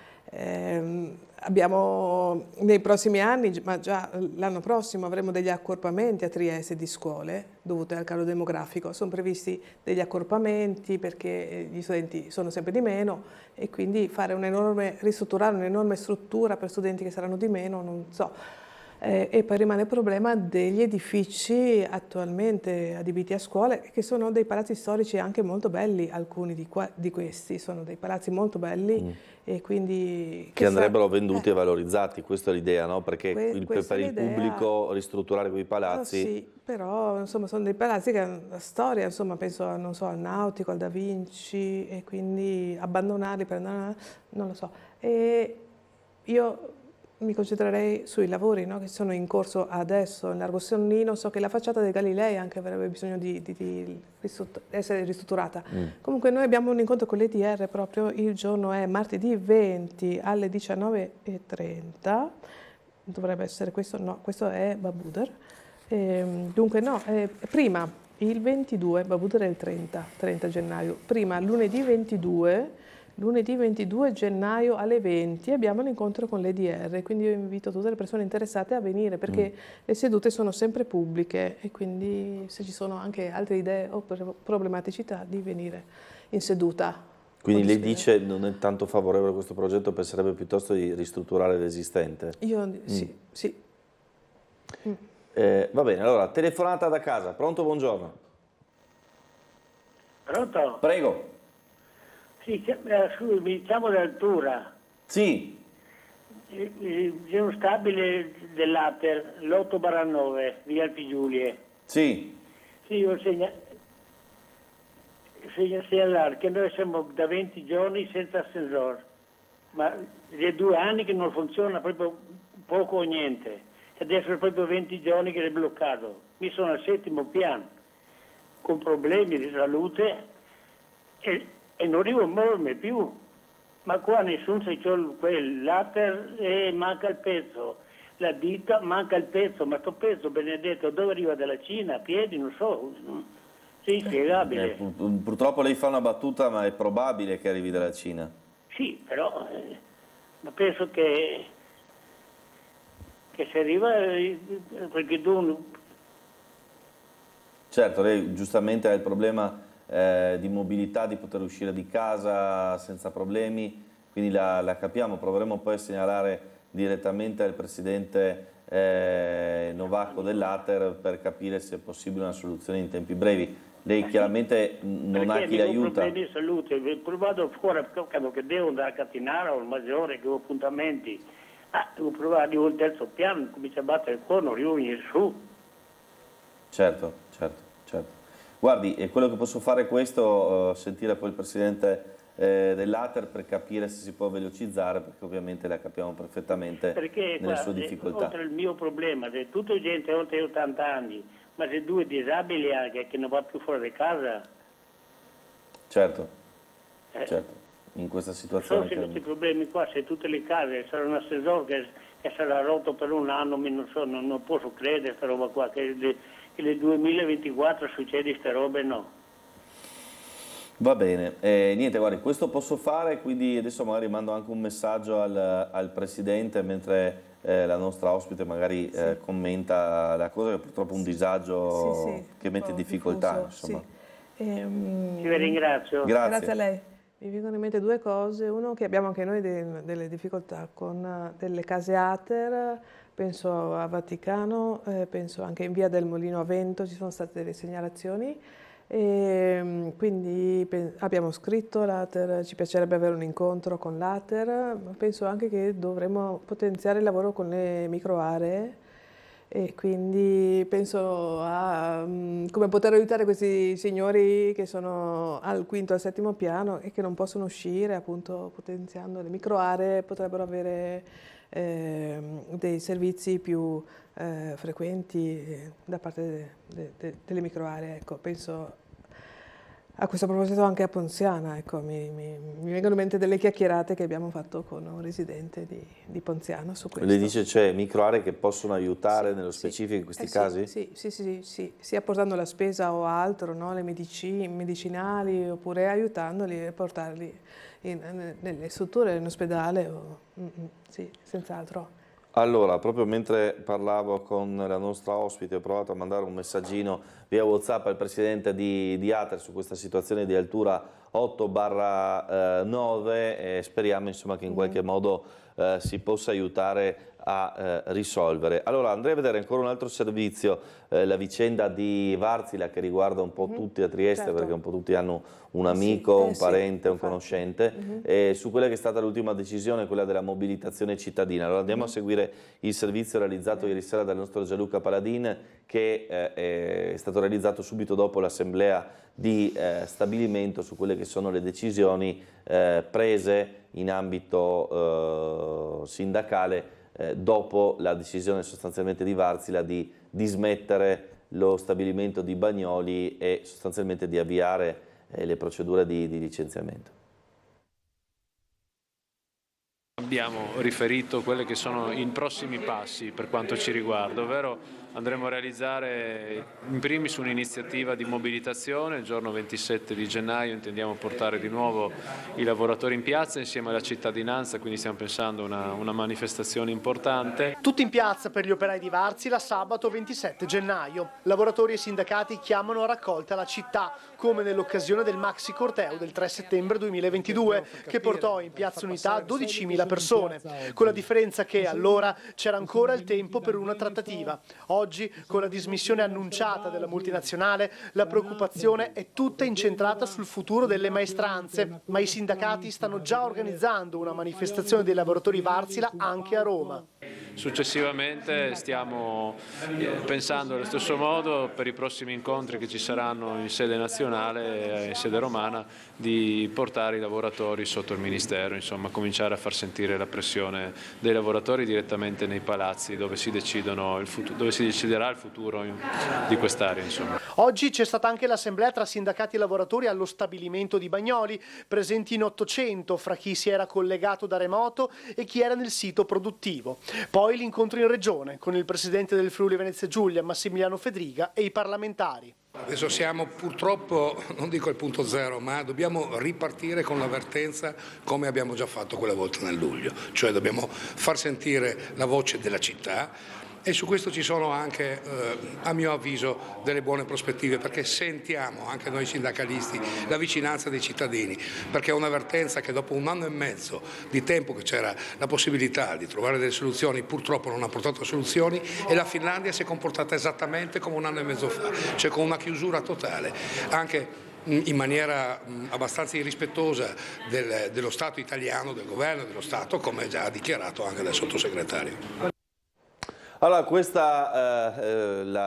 le parole dei sindacati, le decisioni in vista appunto di questa nuova chiamata della città da parte di Varzila per scendere in piazza il 27 di gennaio, sabato 27 di gennaio, Tele4 sarà in diretta per la manifestazione. La sua opinione, Novelli? Beh, saremo in piazza, il 27 saremo in piazza, spero che la manifestazione sia compatibile anche con la giornata della memoria che è il 27. Sicuramente saremo in piazza, è una vicenda triste, ma appunto non dobbiamo mollare e quindi facciamo tutto quello che è possibile fare, insomma. È uno specchio dei tempi, la fabbrica chiude anche se non ci sarebbero dei motivi economici per chiuderla, insomma saranno che degli interessi, ecco. E niente, dobbiamo potenziare anche il settore produttivo, ecco, il secondario a Trieste, perché non possiamo vivere di sole crociere, quindi sì, è una cosa che ci sta a cuore. Certo, allora abbiamo una telefonata, pronto? Buongiorno. Pronto, buongiorno a lei e buongiorno alla gentile signora. Quasi Gianni che parla. Migoli a casa sulla ciclabile. E il topo che va da Costalunga a via... Pronto? Sì, prego Gianni, vai. Ah, grazie. Il tocco che va da Costalunga a via Gianelli, che è quella via che traversa e che porta al cimitero, siamo sempre, come che ho detto a tanti, così che dico anche lei, se me una parola in più che una in meno, siamo senza luce, non abbiamo quel tratto di 200 metri circa, c'è completamente al buio. E dopo volevo dire che sulla ciclabile occorreria, visto che lei è proprio la presidente della quinta, che è la mia presidente, dicevo, occorreria anche qualche fontanella, perché mi sono trovato da casa mia andare da una signora che aveva ciappa mal per l'avevo invitata a casa, logico, ma dopo che ho dato anche una bottiglia di acqua e così anche con qualche tedesco che era. Dopo volevo dire che noi però qua nella quinta circoscrizione non si potemo lagnare del verde, perché verde ne avevamo e ne avevamo abbastanza. Lei la sa tutti i giardini che c'è, che adesso non voglio nominarli, ma resta è il più grande polmone che è il Sartorio. Certo. E siccome lei la parlava di cultura, e mi sono tanto d'accordo con lei per la questione dei libri, di tutte queste robe, che è vero che il libro versi la mente, perché anche con se poveri, con se ha un libro, si può anche arricchirsi. E i viaggi che si è fatto con i libri li ha fatti maggiormente quelli che non aveva la possibilità di andare in questi posti, perché il libro racconta il mondo oltre che le idee e la diversità della vita. Però volevo dire che voi avete nel parco un gioiello e quel gioiello è il Gloriette. Non so se tanti lo conosci, ma quel Gloriette è arrivato da una villa di Venezia e che si sta fatto da due fradei, che era due fradei Bonazza, si chiamava. Questi Bonazza, uno di questi era addirittura il maestro del grande architetto, del grande scultore, che lei la conosci, ecco. Allora volevo dire che c'è una certa ricchezza qua di noi. Che bello. Certo, Grazie. grazie per il suo intervento, Nove, Grazie, insomma, che che bello. questo nostro Bellissimo. telespettatore che ci ricorda sempre delle cose Bene. molto importanti. Bello, bellissimo intervento, grazie mille. È sorto anche un comitato che si chiama Comitato dell'Ex Maddalena, ma si occupa anche di Villa Sartorio, perché la loro idea è di fare un anello verde che parta dall'Ex Maddalena, poi vada su per Strada di Fiume, Villa Sartorio, poi scenda per la ciclabile e ritorni alla Maddalena. Vorrebbero valorizzare che ci sia un anello verde, insomma, a compensare le costruzioni, gli edifici che sono stati costruiti all'interno del parco, di quello che era il parco della Maddalena. E in questo comitato c'è una storica che è Marta Ivasic, ma anche altri, anche uno studioso giovane che ci aiuta tantissimo, che è vicino adesso a Trieste. Dunque, Marco si chiama. Allora, dicevo di questa storica che proprio sta studiando la storia del rione e fa delle camminate, degli micro eventi per valorizzare la storia del rione e quindi anche del parco di Villa Sartorio, il Gloriette. Sì, sono storie molto belle. È proprio bella la storia della famiglia Sartorio che viene da fuori, viene dalla Liguria, loro commerciavano grano. E uno della famiglia era un botanico appassionato, per quello abbiamo questo parco bellissimo con delle piante, degli alberi bellissimi, storici che si trovano, ci sono delle piante che si trovano solo qua, insomma ci sono pochi esemplari in Italia, ecco. Adesso c'è questo albero bellissimo, purtroppo mi sfugge il nome, che appunto è centenario, 200-300 anni, ce n'è più di uno. Sono questi bellissimi, se si entra, perché si può entrare con la macchina anche dentro, c'è il parcheggio Villa Sartorio, si vedono in questo viale questi alberi bellissimi proprio, quindi non ricordo adesso il nome, ma sono facilmente riconoscibili.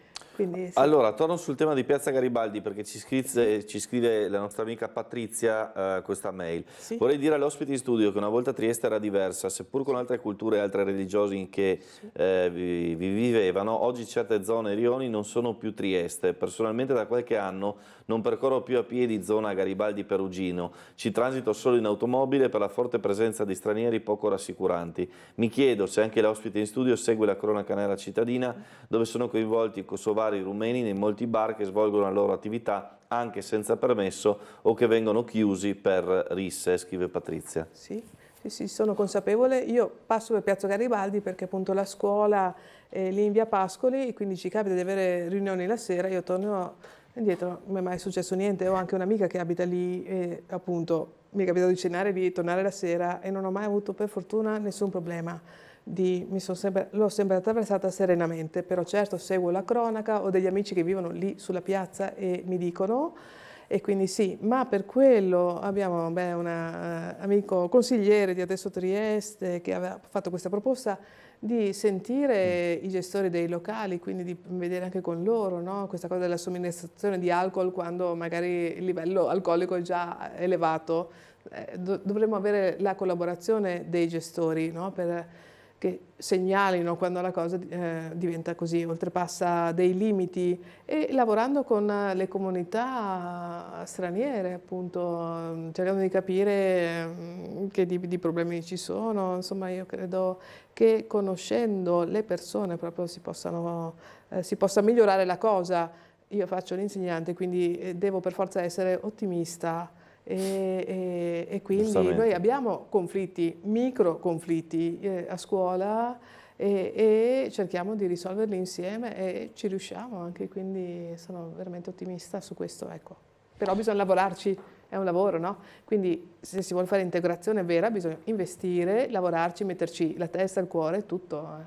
Quindi va affrontata la cosa, non possiamo lasciare così allo sbando perché la cosa potrebbe diventare ingovernabile, appunto, quindi sono d'accordo. Certo, no, prima facevo quella domanda sul dialogo perché sappiamo che sono esercenti soprattutto stranieri, ma il tema è come si può fare un passo avanti, perché al di là del dialogo poi la situazione quella è, quella resta, a fronte invece di una piazza che ha per esempio il mercatino, il fioraio, tutta una serie di iniziative. Noi siamo stati spesse volte in diretta che in realtà ne farebbero uno spazio abbastanza vivibile e simpatico, però lavorando insieme. Infatti io proporrei, abbiamo lunedì la capigruppo, la riunione dei capigruppo prima della seduta, mi piacerebbe, visto che siamo tenuti a fare un'assemblea pubblica annuale su un tema che riguarda tutta la circoscrizione, aperta tutta la circoscrizione, a me piacerebbe parlare delle piazze, proprio di questo, quindi fare una bella assemblea su Piazza Garibaldi o sulle piazze, ecco, quindi invitando tutti gli interessati. Questo mi piacerebbe molto,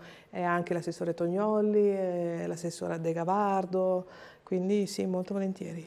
Certo, allora siccome prima giustamente la nostra ospite faceva notare che il 27 di gennaio è il giorno della memoria, quindi come dire ci sarà anche questo. Proprio in questo momento mi scriveva Antonio Rodà, sindacalista della UILM, che mi ha detto che probabilmente invece la manifestazione Varsila, di cui abbiamo scritto noi, il giornale e tutti, invece probabilmente verrà spostata sabato dopo proprio per quel motivo, perché potete capire anche che a livello di dispositivo di sicurezza giornata della memoria in questo momento con la vicenda Israele eccetera significa un dispositivo molto importante nella zona della risiera di San Sabba. Probabilmente le due manifestazioni in concomitanza non so se sono gestibili, quindi è probabile che il sabato successivo, adesso non ho sotto mano la data, ci sia la manifestazione della Varsila e che ovviamente il 27 ci sia il giorno della memoria come da tradizione alla risiera di San Sabba. Quindi insomma il nostro commento ha fatto sì che in qualche modo insomma si possa risolvere la situazione. Insomma, vediamo poi come si deciderà sul da farsi, insomma. Come ci si mette in contatto con voi? Allora, si può scrivere una mail alla quinta circoscrizione, l'indirizzo è quintacircoscrizione tutto attaccato @comune.trieste.it.